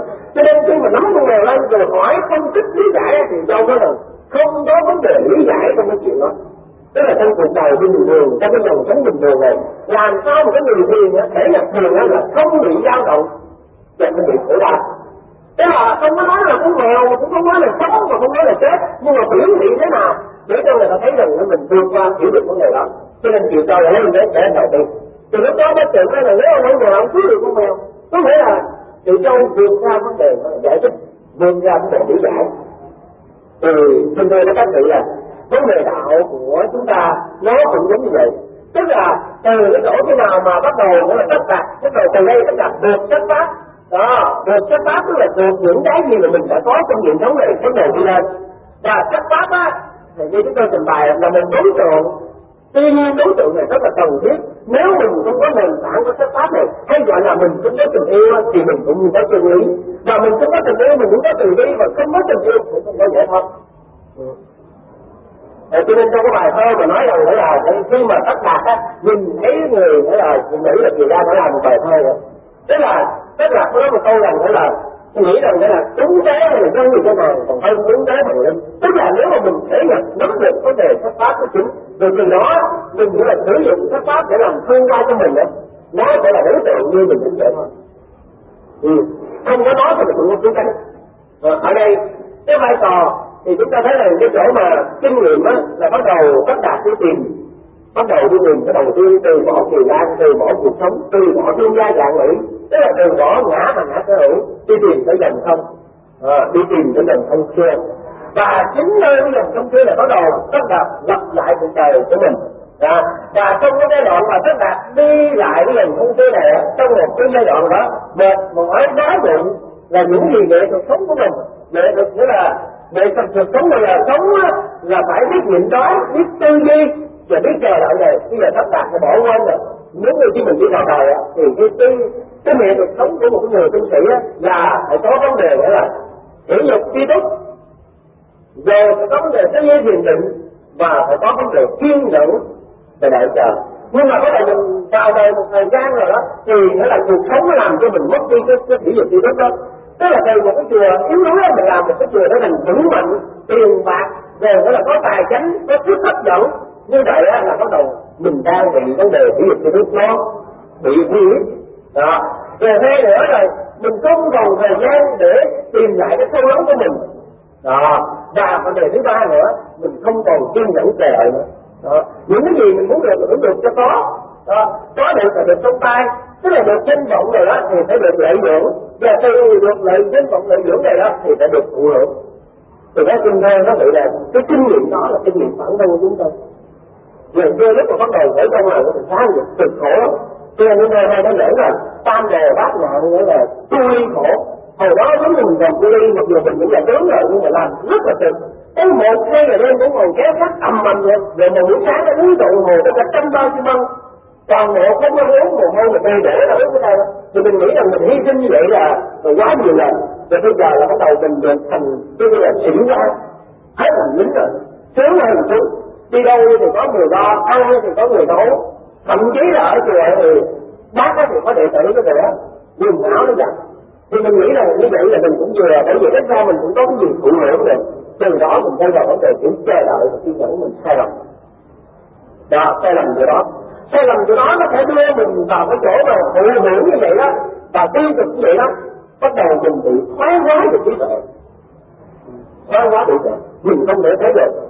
Thế rõ ràng mình mệt quá rồi mình cần phải có cái gì đó chứ, bởi vì con người đâu gì không, con người phải có một chút gì cho nó khỏe chứ. Nhưng mà từ một chút gì đó nó gặm nhấm mình thì chúng tôi xin không dám nói ai, nhưng mà nói chính bản thân chúng tôi. Tức là cái này 10 mấy năm về trước là cũng tin là một cái bằng tướng mà cái chiến đấu xây dựng. Nhưng mà rồi đến từ lúc nữa thành danh rồi đã bắt đầu là ở một vị trí rồi là bắt đầu mình đang bị nó xói mòn rồi. Cho nên vẫn luôn luôn có lúc là phải tỉnh giác và cảm thấy chính mình cũng xấu hổ cho mình. Còn vấn đề là như vậy. Vấn đề ở đây chúng ta thấy là cái vai trò thể nhập của người tu sĩ nó quan trọng cái chỗ là làm sao mà vượt thoát được, tức là làm sao nữa là tìm được cái vấn đề là chủ nhân ông của mình. Đó. Và nếu mà mình mới là tìm lại được cái màu áo của mình. Đó. Giống như là cái giai đoạn ở đây là khi tất cả tôi thấy rồi, cái đạt mệt mỏi đói bụng rồi, cái ngủ mê mệt đó, thì lúc đó thiện hữu xuất hiện.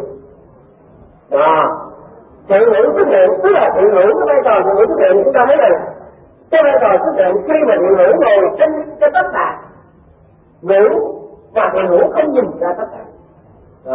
Thiện hữu cái đó là ngủ mà thiện hữu không nhìn ra tất cả. Đến như chúng ta đó, tức là chúng ta đang mang màu áo, thiện hữu là màu áo của chúng ta, tức là cái phần đầu của mình trình bày. Thiện hữu tức là bản thân của mỗi người, và tất cả tức là phần tâm lý của mỗi người. Mà ở đây thậm chí tức là cái phần bản thân chúng ta nó cái phần tâm lý nó đi đâu rồi mà mình vẫn không biết được. Mình chỉ giữ cái xác này, tức là hình thức là tôn giáo, hình thức là tu sĩ, nhưng mà cái chừng mình bị đầm lạc. Bởi vì ở đây tất cả thiện hữu nó một câu là tôi thấy ông nằm ngủ ở một nơi nguy hiểm nên cố thức ông dậy, nhưng ông ngủ sai quá nên tôi ở lại đây và ngồi đây, rồi giường với tôi vì muốn canh chừng cho ông, chính tôi cũng lại ngủ quên. Tôi nói này cho mình thấy rằng cái màu áo cũng như là cái giới đàn hay là những cái chùa mình tu tập á, mình nghĩ là phần bản thân đó là thiện hữu, là để bảo vệ được cái công năng của mình, tức là bảo vệ được cái phần đó là tâm lý, cái phần đó là thấy là cuộc đời mình không bị cái lắm. Nhưng mà chính mình cũng bị ngủ quên, mình còn không nhìn được cái tâm tư của mình nữa. Tức là như chúng tôi nói bây giờ tự mình nhiều khi mình cũng không hiểu được mình không biết là bây giờ mình đang đi lên hay đang đi xuống đây. Vấn đề là vậy. Bởi vì cái phần cái thân của mình đó, sau khi tôi tập một thời gian rồi đó, và đấu tranh mà nữa là đạt thành được những gì á, bắt đầu nó đã ngủ quên rồi. Và bây giờ khi mà nó ngủ quên vậy đó, mình tự hỏi lại mình là bản thân mình nó còn chưa nhìn được cái tâm linh của mình. Và cái khổ đau ở đây thì các vị biết đó, tôn giáo nó có một cái vấn đề mà gọi là thần tượng, và từ cái thần tượng này nó tạo thành vấn đề nguy hiểm cho bản thân thần tượng đó. Cho nên chẳng hạn bây giờ khi mà chúng tôi có một cái, chúng tôi đang để ví dụ rằng chúng tôi có một con tim hay là có một con chim trong lòng của mình, rồi chúng tôi giữ con chim trong lòng của mình, rồi bao quanh cái con chim trong lòng mẹ chúng tôi có bao bằng màu áo, có bao bằng nhiều cái anh em nữa, tức là xung quanh chúng tôi có nhiều người tu hành, có nhiều anh em tu tập. Như vậy là xung quanh chúng ta có một tập thể là tâm già. Đó, chúng ta cứ giữ con chim vậy là Phật tánh bình tĩnh rằng nó còn nằm ở đây. Đó, vì mọi người cái trời xung quanh đó họ tu lại, họ tụ tập xung quanh cả một cái tập thể tâm già đó để họ nâng lên cao trở thành một tôn giáo hay là trở thành một giáo đoàn bảo vệ được một sức mạnh của nó. Nhưng mà cái người càng ngày càng xa hơn, tức là cái thành phần mà nó là tụ tập càng nhiều hơn, tức là Phật tử từ lúc được đông hơn 100.000 người rồi 200.000 người. 200.000 người họ đứng xung quanh xa đó, họ vẫn nghĩ rằng ở giữa này con chim nó vẫn còn, con chim quý giá tức là Phật thánh vẫn còn. Nhưng mà có thể là chính mình người là đứng ở giữa đây đó là mình, cái con chim của mình nó bay vào nào là mình không hay. Đó. Nhưng mà mình cũng bảo vệ bởi vì xung quanh mình nó được màu áo mà được xung quanh cả một tập thể bảo vệ mà mình không hay rằng cái con chim là Phật thánh của mình là tự nó bay rồi mà mình không hay. Rồi cái tôn giáo mà chúng tôi nói là cái phần đường nó nguy hiểm là mọi người xung quanh họ cứ nâng cao lên, họ nghĩ rằng như vậy là vẫn còn tồn tại. Vì thế bây giờ mình có bay mà bây giờ mình ngã xuống đi, chẳng hạn bây giờ chúng tôi không còn mang màu áo này nữa, chúng tôi bắt đầu bước ra ngoài, bước ra một đời, rồi người ta gọi là người ta bất ngã cuộc sống, thì những cái tên còn lại họ phải tìm vào chỗ đó, tức là những màu áo còn lại phải đi về đó để tiếp tục bảo vệ cái lòng hay là con chim đó, để cho mọi người có thể là con chim vẫn tồn tại. Nhưng mà chúng tôi với các vị, điểm quan trọng nhất là chính mình để biết rằng con chim Phật tánh của mình còn hay không, hay là nó vỗ cánh rồi, hay là những quên rồi. Cái vấn đề nhập thế nó có vấn đề nguy hiểm rồi này. Nếu mình không tỉnh thức mình có thể biết được. Mình sống có thể càng ngày càng lâu càng đi lên, mình tưởng rằng mình vẫn còn phải là khỏe còn mạnh, giáo đoàn tập thể là Phật tử vẫn còn ca ngợi, thì lúc đó tâm chim thì người ta bay. Thì chúng ta trở lại thực tế cuộc sống. Trở lại thực tế cuộc sống á, tức là cũng giống như chúng ta nói với người đam mê. Thì đam mê tức là một sức mạnh, một cái điều tầng đó. Nói như thiền sư vậy, hiện tại cũng có những thiền sư tôi thiền rất là nhiều, nhưng mà vấn đề mà đam mê bóng đá thì cũng không bỏ. Khi mà có bóng đá thì cũng có thể ôm cái TV để coi được. Như vậy cái tiếng một trình diện mà phê phán, mà mình phê phán là không bóng đá mà đam mê là sai lầm, không đúng. Nếu không có đam mê bóng đá thì thiền cũng không có mở cửa. Cho nên vấn đề đó không quan trọng của cuộc sống. Cái quan trọng tức là cái ý duy mỹ đó, tức là làm sao mà người ta mở được cánh cửa đó, mở được cánh cửa mà lâu nay con người bị nhốt chặt và cứ tìm một sự ngã bên ngoài. Bây giờ người đó có thể quay trở lại với chính mình. Cho nên khi mà theo dõi bóng đá, theo dõi cái trực tính bóng đá thì người đó cũng chân cao tâm lý mình không cái trực tính của bóng đá. Và lúc đó có thể là đó cũng là một trong những trạng thái mà thiền sư được gọi là thiền. Nhưng mà chúng ta phải lưu ý là chớ bị lừa dối của chuyện đó. Cái người bị cái là hài cho nên cái việc coi TV là tôi cũng thiền hoài thì cũng bị sai lầm. Tức là bị nữa là nguyên bị thiền của lừa dối mình. Thì tôi để các vị biết rằng khi mà chúng ta tập thiền á thì các vị thầy nói rất rõ ràng, một vị thiền cái họ lừa dối nhiều lắm mà mình không hay, hay là mình bị ngôn ngữ thiền lừa dối mình không hay. Chẳng hạn có nhiều những đứa trẻ là ngày xưa đó có ông thì có một vị thiền sanh đang ngồi, rồi có một ông thiền sinh tới hỏi đạo là gì, rồi cái ông thiền sinh này ông chưa trả lời, rồi ông nghe ông cũng suy nghĩ cái này ông giải đầu, vậy cái ông đệ tử đến kế bên sao này viết lại chuyện là đạo là gì, đạo là giải đầu. Rồi mình cứ tưởng là đó là một công án, mình cứ suy tin mình nói đạo là giải đầu nghĩa là sao? Cứ tìm cái chỗ mà người ta lừa dối mình không hay. Thì các vị có biết là thiền sư người ta nói nhiều câu bâng vơ nó bậy bạ không? Người ta đặt cái vấn đề bâng vơ bậy bạ lên trở thành một vấn đề trong này. Nhưng mà thưa các vị là coi chừng lưu đổi thiền bây giờ mình, chứ không phải là vấn đề đâu. Mình có tưởng là người ta nói dịch trời, nhưng mà lý giải được á thì vấn đề đó là công án để khai mở. Bởi vì công án ở đây đó không có nghĩa là nếu mà mình sẽ là chỉ có một vấn đề mà mình suy tưởng tham thiền á, thì mình dụng tâm vào một công án á, chứ mình không được nữa là có hiểu về giải thích công án ấy. Bởi vì nếu mà mình giải thích cái gì giải thích được cái nữa nó chỉ là kiến giải không phải là thể ngộ. Bây giờ mình cứ là tập trung kiến giải thôi mà. Và các vị thấy vậy cái ngôn ngữ thiền của người giấu mình khi chúng tôi học rất rõ ràng là thầy có dạy, tức là thiền sư có dạy. Mà chúng tôi học qua viết đó thì thầy nói rất rõ ràng là đôi khi đó mình thấy trong một bài viết đó là một ông tăng có hỏi thiền sư là cái này là ý nghĩa của tổ tông độ qua sông vượt qua sông là gì, tức là đạt ma mà vượt qua dòng sông là gì. Thì ông thiền sư hỏi không biết ra bên đây chợ ở ngoài dạo chợ mấy ký vậy, rồi người ta nghĩ gì đó trở thành một công án, nhưng mà có thể phải là một công án hay không? Thế là ông thiền sư này ông nói chuyện trong nghe mà nói chuyện dạo lên giá ông hỏi không đâu. Rồi bây giờ có ông đệ tử kế bên cũng nghe vậy biết được hết. Ngày mấy tháng mấy đó có một vị tăng tới thăm xuống thiền sư hỏi một câu nữa là ý nghĩa tổ sư vượt qua đông độ. Thiền sư nói dạo cái khí vậy. Bây giờ mình đọc mình có ôm vào cái chân ngôn ngữ lý đó, mình nói rằng đây là ý nghĩa của thiền sư. Cái vấn đề mà dạo mấy ký là vấn đề không ăn nhập gì tới đạo chân. Thì bây giờ mình lập lên một cái vấn bài khác thì các người biết là ngôn ngữ thì mình bị lừa. Nên thiền sư đưa một công án thế này. Thế là cuộc sống có vấn đề nguy hiểm là cái thiền sư đưa một công án, lấy một cái bình tông rồi bỏ vào đó một cái trứng gà, rồi nuôi cho cái trứng gà một thời gian cái trứng gà nó đủ điều kiện nó nở ra thành gà con, rồi bỏ gạo cũng như là con nó ăn lớn lên thành con gà hơn cái giá thì là con gà giò. Tức là thiền sư nói rằng đó là làm sao lấy được con gà ra mà không được tập thể rừng rồi đưa lên thành công án. Thì tôi mới nghĩ cái đó là cái ngôn ngữ thiền, cái gọi là ngôn ngữ lừa dối của thiền, chứ không phải là công án. Vì sao vậy? Là vì vấn đề nó không phải nằm trong thực tại không có vấn đề bỏ cái trứng vô trong cái chai rồi lấy gì đâu mà nó nở được cái trứng, rồi cái trứng nó là trứng gì, rồi ấm đâu, một sức ấm đâu. Một con gà muốn ấp nở cái trứng phải có sức ấm, phải có đủ độ nóng lạnh bao nhiêu độ nó mới nở. Một con gà mà sống mà thiếu điều kiện trong một cái chai vậy làm sao nó sống mà lớn hơn một con gà giò. Bây giờ thì tôi đưa ra một công án vậy rồi khi mình giải, rồi mình cứ lo mình chạy theo từ cái đầu cái cuối mình kiếm làm sao mà kiếm cách nào mà lấy ra khỏi cái con gà ra khỏi cái chai, rồi làm sao mà cái chai đừng bị để mà lấy con gà ra được. Nếu mà tất cả từ một cái mệnh đề đầu và mệnh đề cuối đều không có nghĩa, giờ không thể lý giải. Như vậy là mình nhận ngôn ngữ thiền của người, ngôn ngữ thiền của người. Thành ra đôi khi các vị thấy là người ta giải công án, nhưng mà phải có trường công án nó bị lừa. Thì ở đây chúng ta mới thấy rằng trong kinh Pháp Hoa, Đức Phật nói rất rõ ràng, cái pháp này không phải là chỗ mà suy tưởng trong mình có thể hiểu được. Cái pháp mà thiền á, tức là trong cái chỗ mình giải ngộ, nó không thể hiểu được.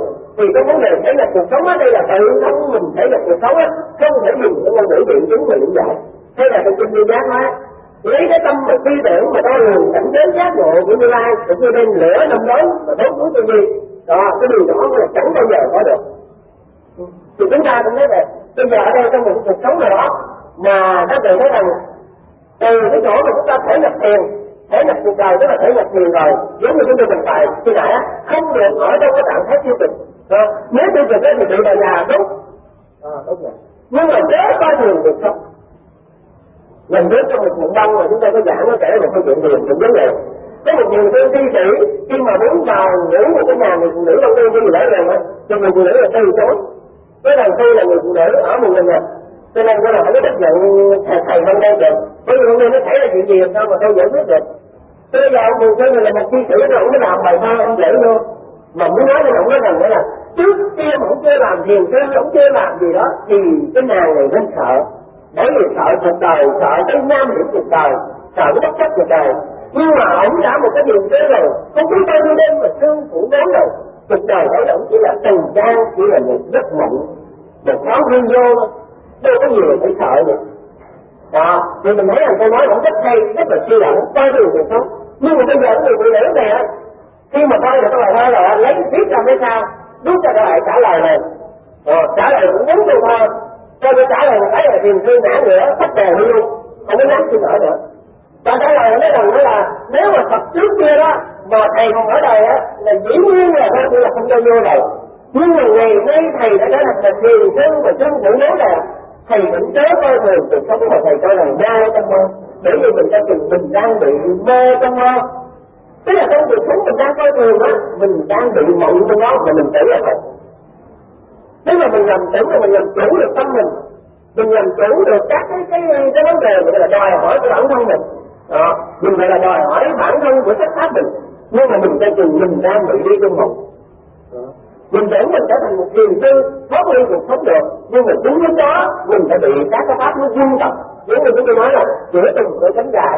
Đó, và cái nào mà mình về thể từng mình không thể từ trong của mình được, mình biết rằng mình đang bị dung tập rồi mình không. Và bây giờ thực tế sống cũng cho mình được câu giải đáp, gọi là kinh nghiệm sống. Về đây chúng tôi xin trình bày tiếp cái phần mà bắt đầu trở về dòng sông, rồi còn sau chúng tôi sẽ trình bày cái phần là thể nhập dòng sông. Bây giờ khi mà chúng ta trở về dòng sông thì chúng ta thấy có hai khía cạnh để trở về, tức là khi thể nhập cuộc đời chúng ta có hai khía cạnh để thể nhập. Rồi các vị thấy rõ nó có hai khía cạnh thế này. Nếu mà có người vào đời á, mà mình đi ngược lại dòng đời á, người đi vào đời sẽ là đi ngược lại dòng sông á, tức là đi cái pháp mình gọi là cho tạm gọi là đấu giá, tức là mình không đi chui dòng sông mà mình đi ngược dòng sông để tìm về cái cội nguồn của nó, tức là cái nguồn tâm của nó, thì gọi là cái phần thứ nhất mình đi ngược dòng sông. Còn bây giờ nếu mà mình đi chui dòng sông, đó, đi chui dòng sông thì nó lại có một cái gọi là tiệm giá, tức là thể nhập một cuộc đời để trở về cái biển cả. Thì các vị thấy rằng cái dòng sông, cái triết học của dòng sông á, và mỗi cuộc đời chúng ta là một dòng sông, thế là mỗi con người là một hạt nước trong dòng sông đó, nó là một cái giai đoạn triết học. Cho nên ở đây chúng tôi xin trình bày. Phần thứ nhất á là thế nào để gọi là một dòng sông. Nếu á mà gọi là một con nước chảy á, mà gọi là dòng sông thì nó không đúng.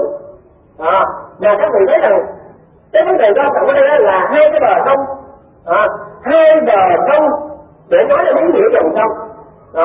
Mà bây giờ nếu mà mình là một con sông, mình cho rằng là hai cái bờ sông mình nó ràng buộc mình, cũng giống như mình nói rằng cuộc đời là cái gì đó ràng buộc mình, thất pháp tự ngã là cái gì đó ràng buộc mình, là cái mình khổ đau, mình không thể vượt thoát được, cho nên mình phải thoát lên cuộc đời, mình phải nghĩa là tàn lan hết trơn. Thì vấn đề đó nó sai lầm. Sai lầm ở chỗ là chính cái hai cái bờ sông nói lên cái nghĩa của con sông. Chính hai bờ sông nói lên cái nghĩa của con sông, hay là nói ngược lại á, con sông là vì có hai bờ sông mới gọi là con sông. Chứ nếu mà không có hai bờ sông thì mình biển mà. Đó, cái mình biển của tôi là thành ra nếu mà mình nói là nếu không có cuộc đời mà không có thể nhập khám phá cuộc đời á, thì mình không phải là một tu sĩ để gặp trời, mà mình vẫn là một người bình thường. Mà bao giờ mình mang một cái mão nó tưởng là mình thể hiện được cuộc đời đó, và mình vẫn đi xuôi lên đường đời để đạt được một cái con đường cuối cùng gọi là thể nhập với đại dương, gọi là hòa vào làm đại dương á, thì lúc đó mình phải giải thoát. Rồi các vị thấy rằng ở đây nó có cái đỉnh như thế này. Thứ nhất là trước khi mà từ cái nguồn rơi xuống đó, thì chúng ta như một con suối. Mới bắt đầu phát tâm xuất ra là cái tâm mình như con suối chạy rất nhanh, rất mạnh. Những con suối này là cái nguồn để hút vậy đó, thì nó tạo thành sức mạnh của tâm linh của mình.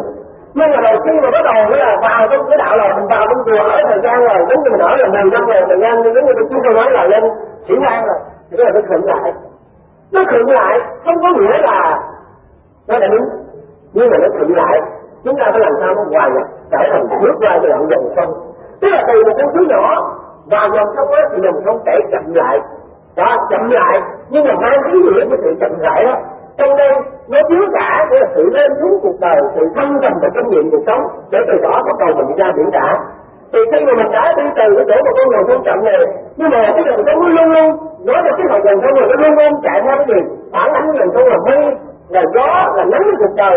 Đó, như vậy là phản ảnh của chúng ta là gì? Phản ảnh chúng ta là sắc pháp, là âm thanh, là ngôn ngữ, là hương vị cuộc sống. Mà nếu mà mình không biết được rằng mình chạy theo sắc, tinh, hương vị, xuất phát, những cái ngôn ngữ cuộc sống mình chạy theo nó hoài đó, thì giống như con sông đuổi theo bóng nắng, đuổi theo mây. Và các vị biết là mây trên trời thì đâu là nó gần đâu. Đó, mây trên trời thì ở đây nó làm nghĩa là vân cổ, công tri, tùng, tường, mộng trạch, rồi vô thường, có hẹn, kiếp thang, thương sanh. Tức là hồi nó làm con chó, hồi nó làm con mèo, nó bay qua cái mình giải nước rồi nó trôi đi, thì lát nữa nó tan tụ với mình để là bầu trời xanh. Thì bây giờ con sông của chúng ta, tức là mỗi người chúng ta cứ chạy theo gọi là sắc, là tinh, là hương, là vị, là xúc, là pháp, hay là mình chạy theo là ngũ trồng, đó, là nghĩa là ăn ngon, là mặc đẹp, là ngủ ngon, là vị hương, tất cả những gì mình chạy theo đó, mình phải nỗ lực. Trong khi đó mình không biết rằng chính mình nữa là phản ảnh của vấn đề đó. Rồi cái chiếc lý dòng sông là vậy. Cái lý dòng sông là khi mà dòng sông chảy vượt đuổi theo các bóng sắc cuộc đời, là mây, là gió, là nắng rồi đó. Bây giờ một lúc rồi đó trời nó tung ra, đó trời nó sinh hết không còn đây nữa, thì bây giờ dòng sông nó vượt hậu, nó mệt mỏi nó ngừng lại, nó mới tìm hiểu, nó biết rằng chính nó là gì, chính nó là mây, chính nó là gió, chính nó là bóng sắc cuộc đời. Tức là trong bản thân chúng ta có tất cả các pháp. Hay nói rõ nét theo thiền nữa là khi mà lực tổ nghệ nhân mà được ngộ đạo bởi vũ tổ lần nữa, thì ngài nói một câu được ghi vào lịch sử mà mình gọi là được thường để nhân chứng minh. Tức là nào ngờ tự đánh mình nữa vốn thanh tịnh, thì nào ngờ tự đánh mình nữa là hay sinh môn pháp, thế là nào ngờ tự đánh mình nữa vốn đầy đủ. Lực tổ nói một câu vậy mà trở thành cái câu quan trọng ở chỗ nào là trong cái dòng sông của chúng ta, mỗi người chúng ta đó chạy đuổi theo mê gió, cứ mê đâu mình chạy theo đó mà mình không biết mê nó gió là hư ảo là vô rồi hợp tan.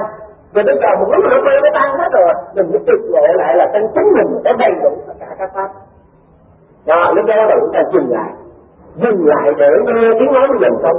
Tức là dừng lại bắt đầu thể nhập, bỏ đi vấn đề nhị nguyên á, bây giờ chúng ta đi vào nhất thể. Nhất thể tức là chúng ta thấy rằng mây, gió, sóng, nước, cuộc đời, những khổ đau, những bất hạnh, những kinh nghiệm sống, tình yêu, bị đánh, chật ngọt, đó tức là những cái kinh nghiệm của đời. Bây giờ mình làm thế nào? Đừng bị lôi cuốn, đừng bị áp lực, đừng bị nó kéo theo mãi bây giờ mình phải dừng lại, hay là mình vào điểm cả đi em. Thì lúc đó mọi thứ tiến thành một vị duy nhất là gì? Điểm cả chỉ có một vị duy nhất là vị mậu. Hay là trong giáo lý của Đức Phật có một vị duy nhất là vị giải thoát. Dù cho mình tu pháp môn nào, mình tu thiền, tu tịnh độ, tu lực, hay là mình tu phước sĩ, tu Nikaya, tu đại thừa, hay là tu Nam Tạng, tất cả chỉ vì một cái vị duy nhất, vị mậu là vị giải thoát rồi thôi. Rồi, bây giờ cái quan trọng là như vậy. Bây giờ mình biết dừng lại. Cái mục tiêu của người tu sĩ cái đầu đời dừng lại một chỗ, hay là dừng lại ở giữa cái dòng sông đang trở chảy, tức là dừng lại ngay một cách mình. Là mình tu là để giải thoát, chứ không phải vì bất cứ điều gì. Chúng ta chưa xác định điểm đó. Để chúng ta thấy rằng, bởi vì cái vai trò của đạo Phật hay là vai trò của tôn giáo, khi mà đào tạo một cái vị tăng sĩ, tức là tăng ni sinh trong một cái trường hay là một cái lớp học á, người ta không phải tạo mình làm nghề sư để mình trốn điểm, mình trốn điểm cái chùa. Người ta không đào tạo mình là tu sĩ để làm tu sĩ cái chùa, không phải là như vậy. Mục đích để đào tạo một tu sĩ là để giải thoát, hay là mục đích của người tu sĩ tu là để giải thoát, chứ không phải để làm một bất cứ một điều gì cuộc đời, tức là để biết dừng lại một chỗ rồi. Đúng như mình học của mình tu không? Thế là mình đi tu mình làm thầy hay là mình làm hòa thượng, làm thượng tọa cũng vậy thôi. Không phải là mình phải điểm trang cho cái chùa, mình không phải là món trang trí cho cái chùa, hay là mình không phải là đào tạo mình để mình tu trị chùa. Đó, nhưng mà đào tạo cái người tu sĩ đúng lúc của nó là bị đúng mục tiêu là giải thoát. Và bây giờ dòng sông nó dừng lại, dòng sông chúng ta nó dừng lại một chỗ đó. Để chúng tôi xin nói đây, tức là dừng lại chỗ nào? Dừng lại chỗ thấy rằng tất cả các vinh, vọng, tiền, bạc, lợi, những cái gì mà xung quanh nó đang đeo đuổi mà lâu nay mình chạy theo đó, thì ra nó chính là phản ảnh của mình. Bởi vì trong này khi mà bị nắng xuống nó tốc hơn bay lên thành mây, rồi mây bay khi qua cái lạnh nó rơi xuống thành tuyết, rồi tuyết bị nắng chảy xuống thành suối, suối chảy ra thành sông bốc hơi thành nước, một cái dòng lẫn một cái vậy. Và bây giờ mình biết dừng lại, mình biết rằng mình là sông, tức là trong mình có đủ tất cả muôn pháp, có đủ nữa là thường thắng pháp, có đủ vi diệu pháp và có đủ giải thoát pháp. Thì bây giờ đến đó chúng ta mới đối diện với cuộc sống bằng một cái nhìn thực tại. Nếu tình yêu thì tình yêu cứ vươn lên, nếu cuộc sống cứ vươn lên, và nếu đau khổ cứ vươn lên, bởi vì đau khổ cũng là để giác ngộ. Đó, và cho vị ngộ cái tình yêu cũng là để giác ngộ, chứ không có gì đó là đau khổ mà làm cho mình đi xuống, hay là tình yêu mà làm cho mình phải bị đánh ra. Ý nghĩa cái dòng sông là vậy. Ý nghĩa cái dòng sông khi mà chúng ta dừng lại, chúng ta giống như một cái sự rơi lắng dòng sông. Khi mà chúng ta thải một cục đá lên dòng sông á, thì cục đá nó đi một con đường nào nhất nhất, nó rơi xuống tận cùng cái đá sông, nó nằm yên định ở đó, một cái dòng đời sóng gió. Thì cái quan trọng là trên một cái dòng chảy, những cái hạt không bị nước đi kéo nhau trong tâm tưởng của mình. Bây giờ làm thế nào để chúng ta dừng lại bên bờ sông? Đó. Khi bắt đầu tất cả dừng lại bên dòng sông là nghe tiếng nói dòng sông là một tiếng âm. Tiếng âm của Ấn Độ mình gọi là tiếng giác ngộ hay là tiếng toàn thiện. Hay là nếu mà mình tu thiền thì mình dừng lại để mình nghe tiếng nói của bản an diện mục của mình, để mình biết rằng trong con người của mình có đầy đủ Phật tánh, có đầy đủ Phật chất, có đầy đủ tri kiến, và lúc đó mình có thể là làm được tất cả mọi việc. Trong dòng trong nó chứa được tất cả mọi chuyện, vui buồn vinh nhục khổ đau.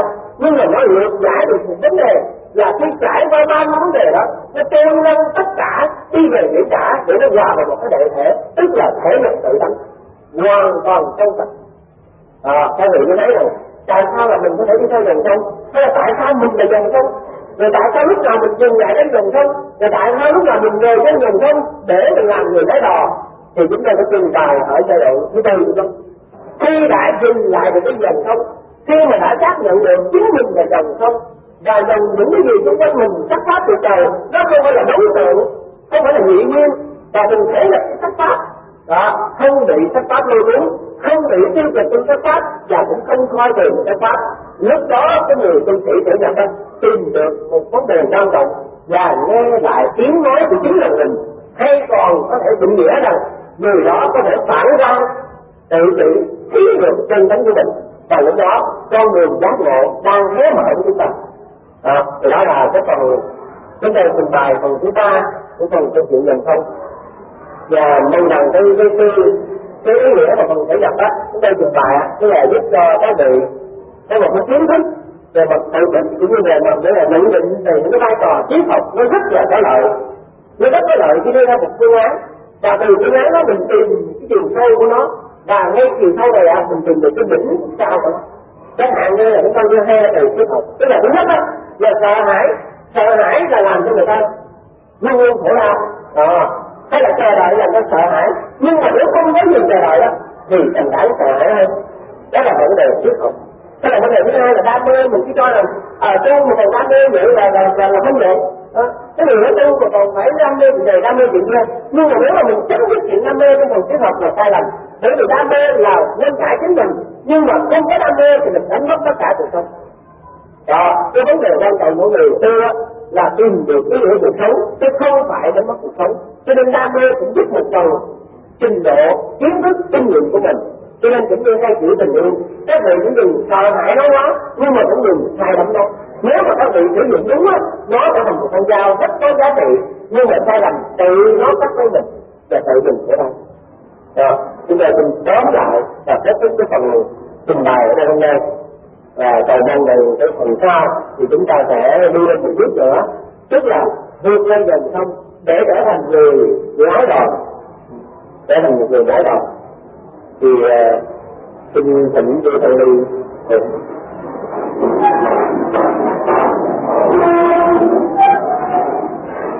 về